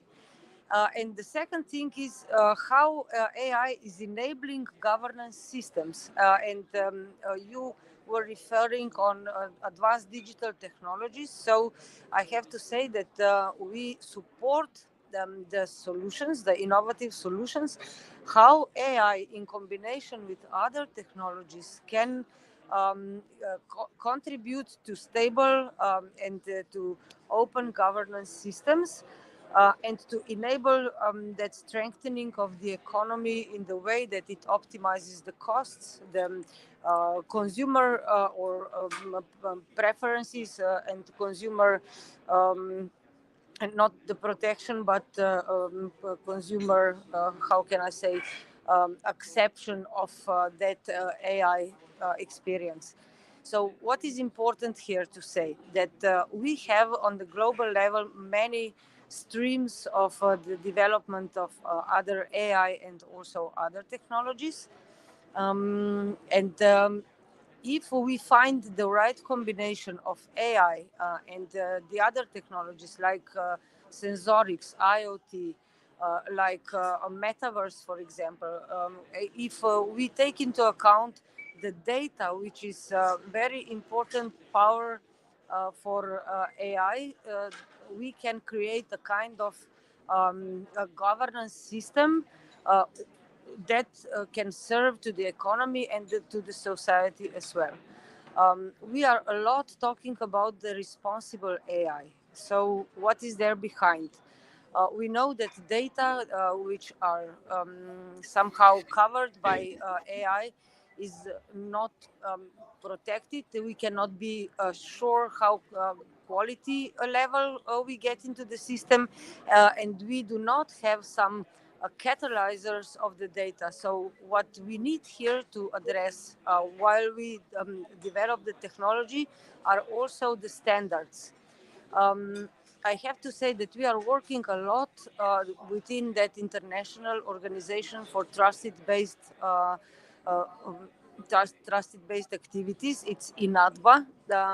We established a working group, blockchain and AI, and we launched the position paper. I can also share it with you, Miro, and you share it with the audience, in which we describe what are the positive pros and what are the cons which can be solved within the development of AI technology. The other thing is that how we probably know that in the recent time, AI is a typically centralized solution for the data treatment, for data structuring, for data creation. And in the recent time, we started with the development of different solutions, how to decentralize AI governance. So we are probably familiar with the agents, with the co-pilots, or actually the agent as ChatGPT, who can increase the consumer experience of AI, but we can still not prove that that data that are coming through ChatGPT is verifiable, is trust-based, and it's verified. So for this, we need also blockchain technology that solves a lot of the problem with that AI question of quality of data.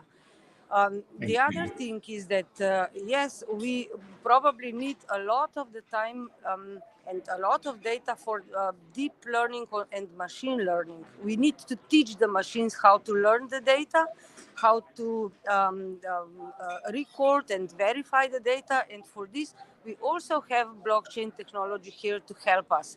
And the third point is that there is a question of ethics, a question of the personal data, biometrical data, and everything like this. AI Act, which was adopted by European Commission last month, puts a lot of attention to ethics in AI. But on the other hand, we again have here blockchain technology, which can support, which can provide that ethical solutions through the how can I say, social value proposition, through accuracy of data, through authentication, through democratization, through immutability, and verification of the data. So there are some solutions. It's not important only to have an institution to govern the data, the AI on the global level, but it's also needs to be developed technological solutions for optimized governance of the data through AI technology. And Thank you very much, from my Nina. side, yeah. Thank you very much. If Thank you have you. any other question, well, just let me. Yeah. And for the context also, for our audience to know that we are working on this topic, emerging technologies for climate and SDGs, already for years. And we've been together at the climate conference COP28 in Dubai, very successfully have had events in the green zone at the Slovenian pavilion and in the blue zone in our digital innovation pavilion. And we have conversations now also to see how we can promote this topic and international cooperation on these topics in the context of the forthcoming climate conferences. And I count also on you that we will be together in September in New York and to tap also in the fact that Slovenia is now a member of the non-permanent member of the Security Council, and there are also challenges mapping, identifying early warning signals early. This will be something that we can work together. Thank you very much, Nena, for being with us. And now really back to Doug, as we've said, that he has something important to share. And then we have still two more presentations. Miguel and Domenico, please bear with us that I think there are so interesting contributions that it's certainly worth staying a little bit longer on the call. Doug, please. I'm here, I think. Yes, and we see you. Good. Yes. So I have 25 minutes, right? 25 seconds. Shall I play the video that you have sent? No. I'll tell you when to play a video. 2 seconds. Okay. So I'm going to do two things. One is, as I mentioned before, I think it's the coming together of UNEP, IAAI, UN Habitat is a really interesting mix, because as you've seen from the huge strength in UNEP in terms of the data analysis, all the tools that are going into what we're doing around mapping. I mean, there were amazing presentations. IAAI is as well bringing on, even further out there with crypto and such, so and blockchain and so on. So we've got a lot of really great things. What I'm going to do is kind of bring a little bit to the table, maybe my too many years of skepticism that sometimes technology is not always the answer, and especially for the vast majority of the world. And that's the biggest issue. So we'll start with the vast majority of the world. This is a bit of an old map. I think it says 2009, but it pretty much stands the same. All the like lovely beige colors and stuff, especially in Africa, demonstrate how young society is. It's an incredibly young society here. And then how old society is if you go up northern, the kind of the purple-haired older people. And then, of course, it's, Australia is thrown in there just for a mix. But really, again, we're talking about the growing populations, and if you look at the concept of like what this youth bulge, the demographic youth bulge, this is where dynamism happened. Africa has to come in. We can't leave it behind, and we do so at our own risk. And I think any mayor who I work a lot with, you talk with in Africa, in the African context, will tell you that it's a double-edged sword. Young people, if you invest in them, they're your voters. They do amazing things. You don't invest in them, you get the other side, and that's the challenge. Mapping's not new. Just let's be really clear. I mean, we've done map, and these things all turned sideways on me. But anyways, these are 3 maps we did in 2004 for Dar es Salaam, Nairobi, and what was the other place? Kampala.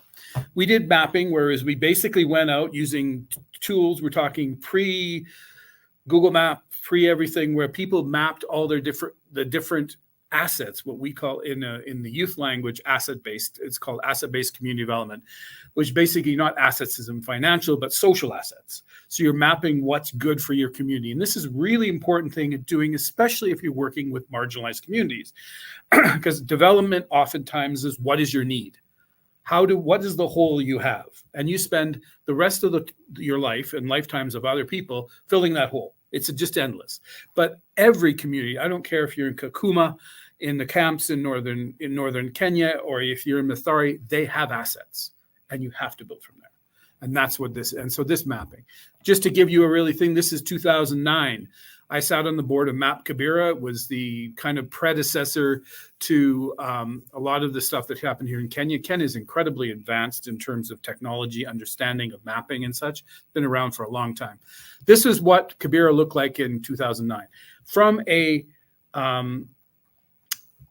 planner perspective and from a city perspective, this is a informal settlement. Informal meaning we don't think there's anything there. It's just informal.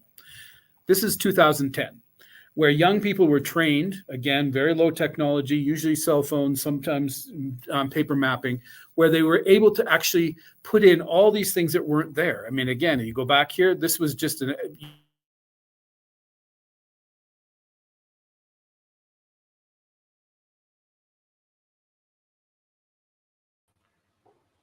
We can't hear you, Doug. And held historically. Okay, now. What was that? It's fine. Now we hear you again. I didn't hear you. Yeah, I've got a few minutes. Anyway, so what you have is an incredibly in-depth and a narrative. This is the next part. Mapping is not only data. Mapping is the story. It tells the story of your community.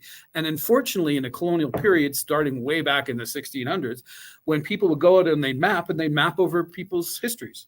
So suddenly they changed that mountain, which was a historical mountain and was amazing for many, like I was in Ecuador in a place called Otavalo, and they have these amazing maps that are, what are you going to do? As a Portuguese, I'm ready. And so you have this beautiful mountain that oversees things that is kind of a god to them, but then it's been named something like Mount whatever colonial guy owned it. So I mean, these are the things that we have to know as with mapping. So we did mapping. This was in Kibera in 2012, where we did a big thing called Map Kibera, which we mapped 15 different types of maps. This is a security map that was done and such. I'm going to leave it there. I'm going to do a really quick video by permission. Can I do 1 minute? Miro? I'll do 1 minute. So just wanted to show, this is mapping that we. Okay, where are we here? There we go. I can start the video. I've got the video here. So this is what we did in a Mathari, which is all over the front page of every newspaper globally right now as the ground zero of these floods. We trained during COVID in 2020.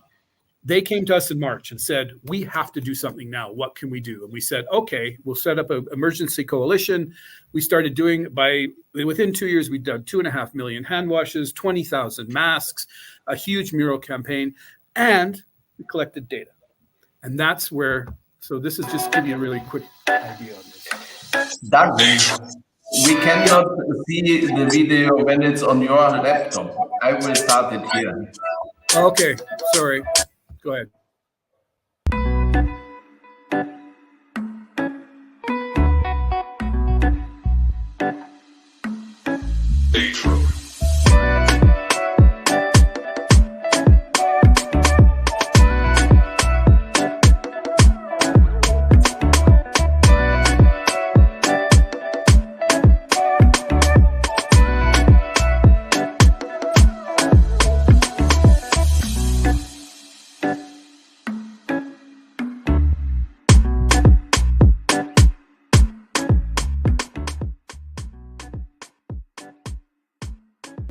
So what the young people are trying to do is just to map out the different facilities open to them during this corona pandemic period. So we are trying to look at the hand washing station, the water points, the toilet, the hospitals, and just see whether they are functioning or not functioning.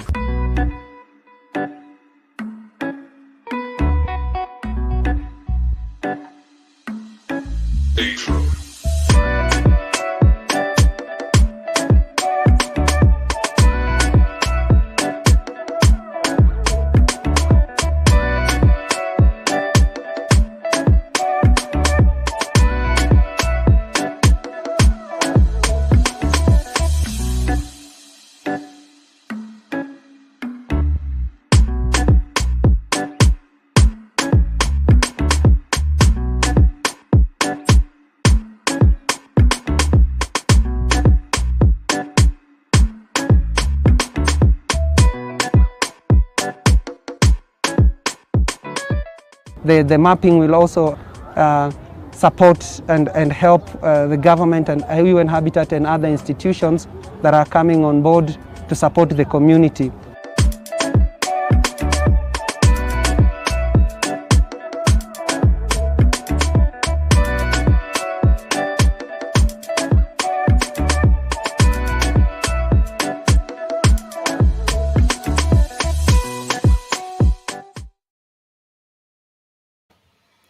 So, Yeah, it's unmuted. You are unmuted. You can speak now, but please come to an end. We have to get. I've got 10 minutes. I'm good. So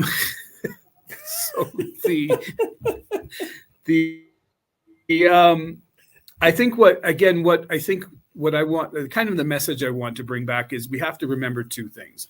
One is that the vast majority of the world doesn't have access to a lot of the tools we have, and we have to find a way to spread that. So we can't continue to breach and create a even further divide with AI. We really have to be aware, and we have to ground truth and test and do this. And from my perspective in UN Habitat, which is a mandate of cities, we are in informal settlements and slums.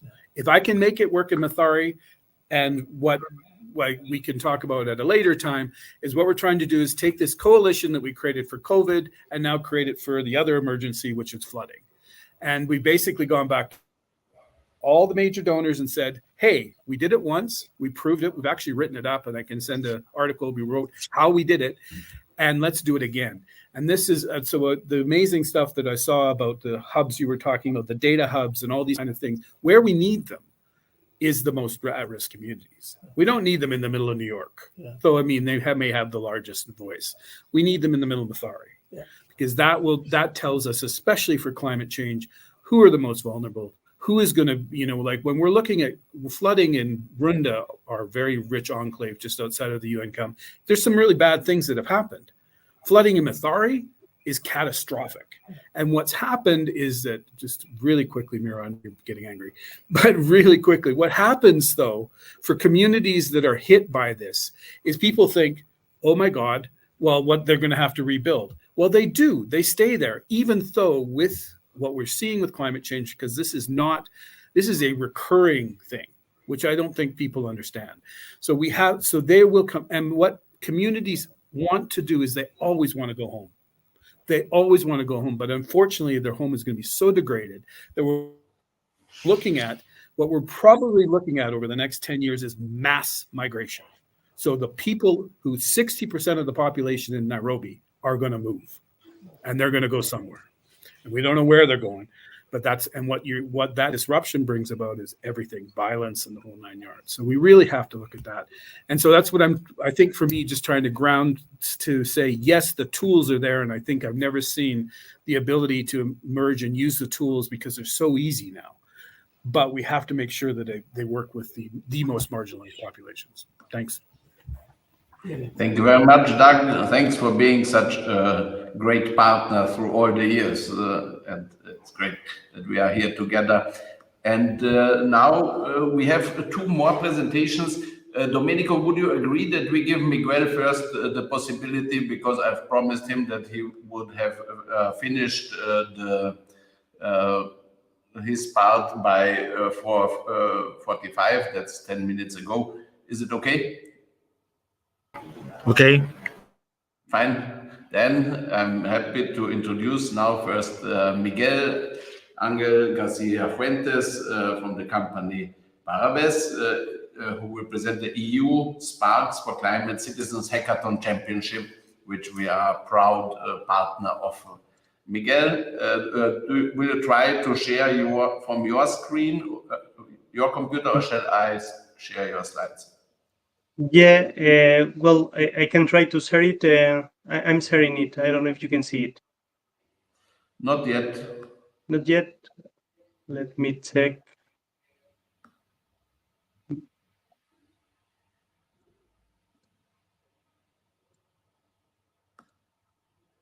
Okay. Otherwise, I will share. Is it okay now or no? Now is something coming. Just a second. Here it is. Yeah. Perfect. Okay, perfect. Okay, so well, good afternoon, everyone, and well, thank you so much for Miro for your kind invitation to be part of this event and then to participate. And well, it's been great to listen all the different presentations and the different initiatives that are happening, which are really interesting and really connected with what I will be presenting. So thank you for this. I will be presenting the project EU Sparks for Climate, which is a project that, we are leading from Barrabés. We are based in Spain. We are a consultancy company, and we are dedicated to different fields related to, fostering innovation related to different fields, as for example, climate, and other different fields where innovation can bring a value. And we are leading this project in which we are working with a consortium in which we have also Energy Cities, Urada, EXA, and Eurocrowd, in which we are implementing the first European Citizens Hackathon Championship. It is a project that is funded by the European Commission, and we will be implementing during this year this Citizens Hackathon Championship, which is a really interesting initiative in order to foster valorization of knowledge in order to develop new solutions that can contribute through engagement of citizens to the development of new solutions for climate. And the project is framed into two different initiatives. One of the initiatives is precisely this European knowledge valorization policy, which is basically in place in order to foster valorization of knowledge that has been generated through different research activities and projects, especially through citizen engagement, so through connecting researchers and citizens in order to develop new solutions and to contribute to different aspects that are relevant for the society. And the second pillar in which the project is framed are two of the European missions, the European Mission on Adaptation to Climate Change and the EU mission cities, and especially on the intersection of these two missions, working on solving different challenges that we have in these fields, in our regions, in our cities, so that we can contribute to them in order to develop these new solutions. The competition will be implemented in three main stages. We are now on the first stage of the implementation of the competition, which is the development of 22 local hackathons in different locations across Europe and also across some of the associated countries, in order to work on these hackathons that will be virtual during May and June on the development of these solutions. In these 22 local hackathons, we will be awarding 2 winning teams that will be those developing the best solutions, contributing to solving the challenges that will be proposed, and these winning teams will go into the second stage. Just a note regarding how the hackathons will be structured, and especially linking to the aspects of the challenges as we have seen today. For this competition, we are really looking for working on developing solutions that contribute to challenges proposed by the citizens. This is why we are asking in the registration process to the citizens to propose specific challenges they are worried about, challenges that affect their day-to-day life, so that the teams can work on these challenges. Once the citizens register and they propose the challenges, we have also a specific registration for researchers, and we will be mapping the different teams made up of citizens and researchers, in order to ensure that we can foster this knowledge valorization through the participation of citizens and the engagement of citizens. These groups will be working in the local hackathons, and as I said, we will have 2 winning teams in each of these 22 local hackathons. These 44 winning teams will go into a second stage that will happen in between July and September, in which we will deploy a dedicated training and coaching program for these teams, in order to sharpen their skills in aspects as, for example, project management, sustainability, intellectual property rights, and so on, so that they can further develop their solution in order to get prepared for the final. And then they will compete in the final that will happen in October, in which the jury will be selecting 3 winning teams that will have access to specific prizes with economic support, 5,000 euros to each of these 3 winning teams, plus some supporting activities, as for example, access to a crowdfunding campaign, access to angel investor network, to different tailored mentorship that can support them on further developing and escalating their solution, so that they can really have an impact. Beyond this, there will be also support for those non-winning teams, but this will be the prizes, those that you can see here in this slide, for the 3 winning teams of this competition. For the development of these 22 local hackathons, we are implementing this with the support of the local hosts, and here we have the great pleasure of counting with IAAI, that they will be in charge of the implementation of the hackathon in Klagenfurt, in which we are collaborating on developing this local hackathon, in which the teams will have the opportunity of working on the specific challenges relevant for this hackathon. So again, thank you so much for the collaboration here in the implementation of the hackathon. And we have for all the other hackathons, we also have the support of the local hosts that will be that are supporting on especially disseminating the call for participants, co-organizing the local hackathon, and supporting on the identification of the challenges, the teams, and so on. You can visit our website that we are periodically updating, where you can find relevant information about the location of the hackathons, also the specific dates, the information about the local host, and also you can find there. Let me just directly jump. into the registration process. You can also find all the information about the registration process within the website. As I said before, for the citizens, they have to bring a talent. So in the registration process, they have to indicate the talents they would like to work with in the hackathon, while for the researchers, they have to identify the specific that they are bringing so that we can map this knowledge with the needs of the teams of the citizens that will be working on the specific challenges, developing the solutions. So this is how the process will be. You can find all the links for the registration process within our website.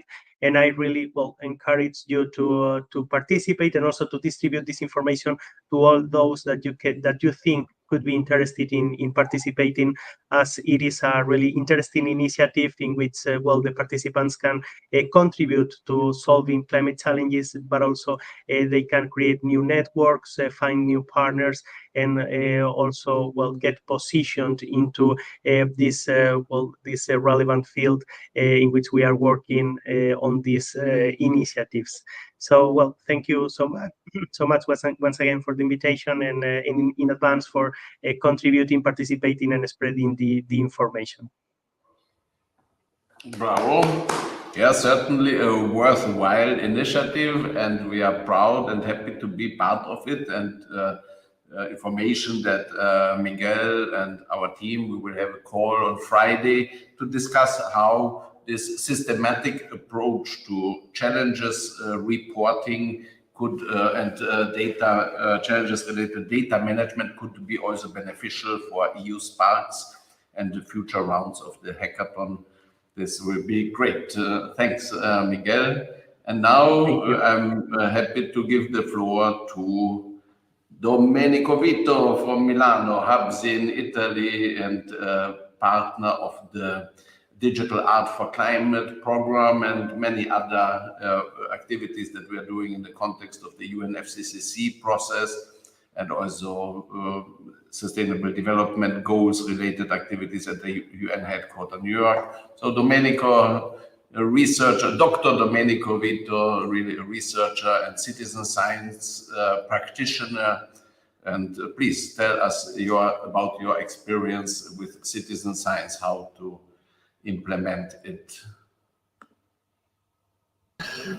Thank you very much, Miroslav. Congratulations for this amazing event that has been very inspiring for like the use of data for sustainable development goals. And actually, this is what I will talk in my presentation.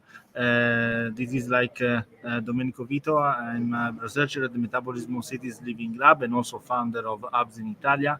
And I want to talk today about an initiative that probably is using citizen science to collect data for addressing one particular problem, that is the plastic pollution. I'm not alone in this effort. These are my colleagues of the Metabolism of Cities Living Lab, the director, Dr. Gabriela Fernandez, and Carol Maione, that is a researcher at the Metabolism of Cities Living Lab and Politecnico of Milan.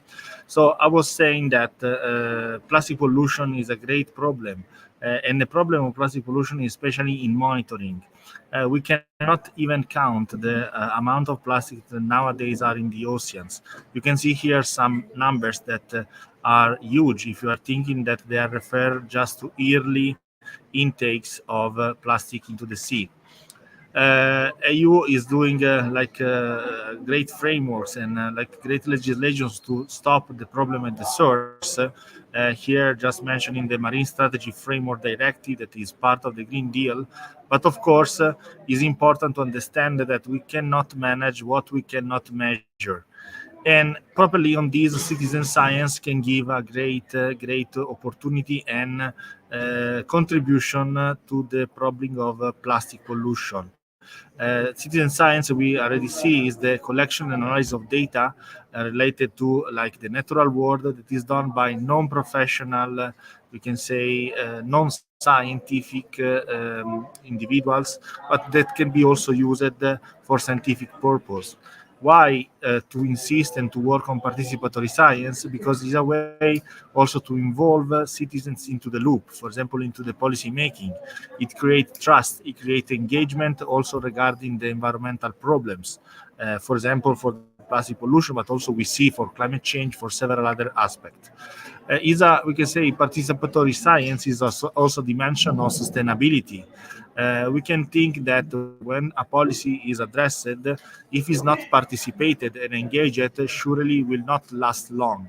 So that's why we can say that participation is also one of the sustainability dimension.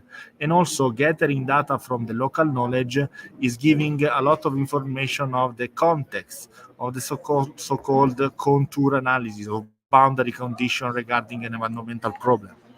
And so with the use of smartphone, we have seen, and with the use of the data technology, is now possible to engage community in gathering data. Of course, there are several, we can say, also constraints regarding the citizen science. Of course, citizen science is one of the approach, because, of course, surely traditional data sources can have more reliability.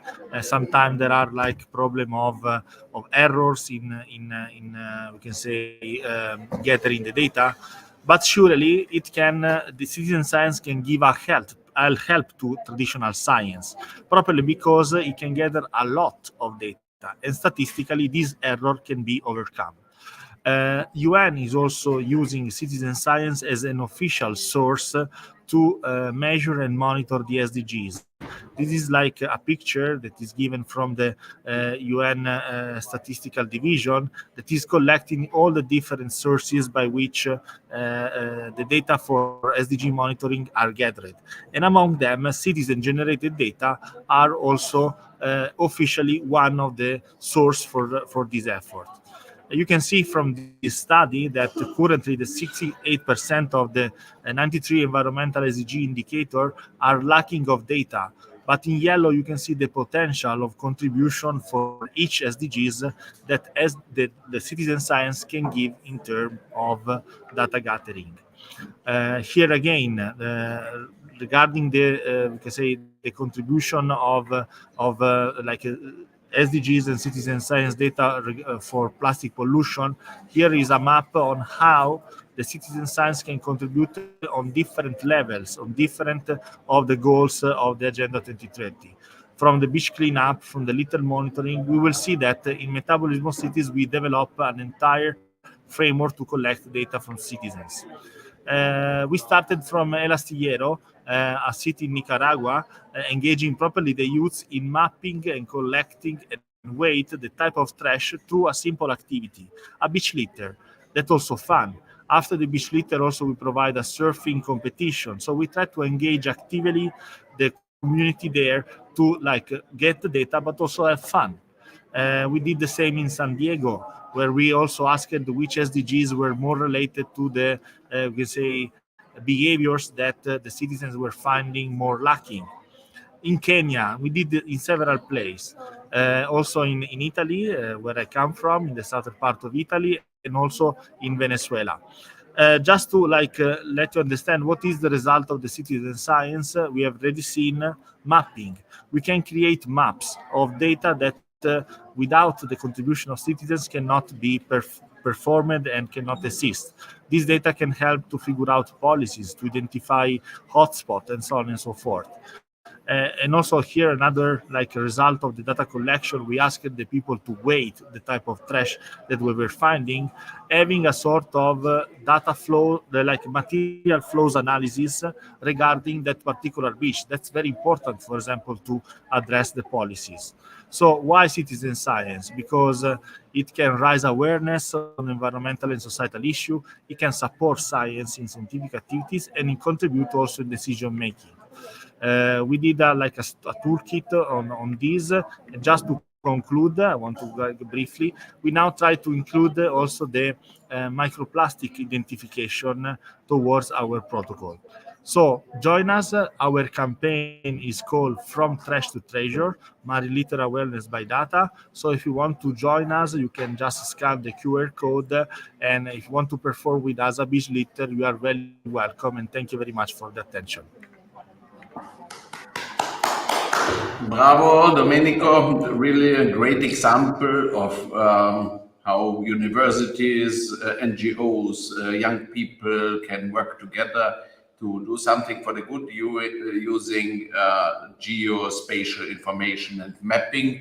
And we're very much looking forward to see how we can create synergies in this challenges mapping methodology development, and looking forward to see you at the UN Climate Conference in Bonn in June. Yeah, thanks very much.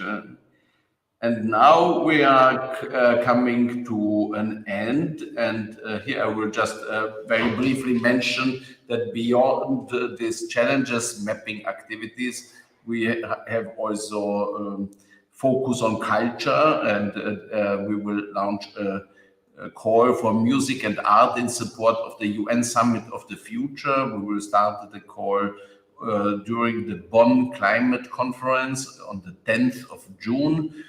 We are planning an edutainment and streaming TV platform, which will have also a focus on challenges related creative work and edutainment, digital solutions, presentations, and we believe that the streaming TV platform is now the enabler of community building with creators, with youth, with academics, with educational institutions, and with young people, with local communities also.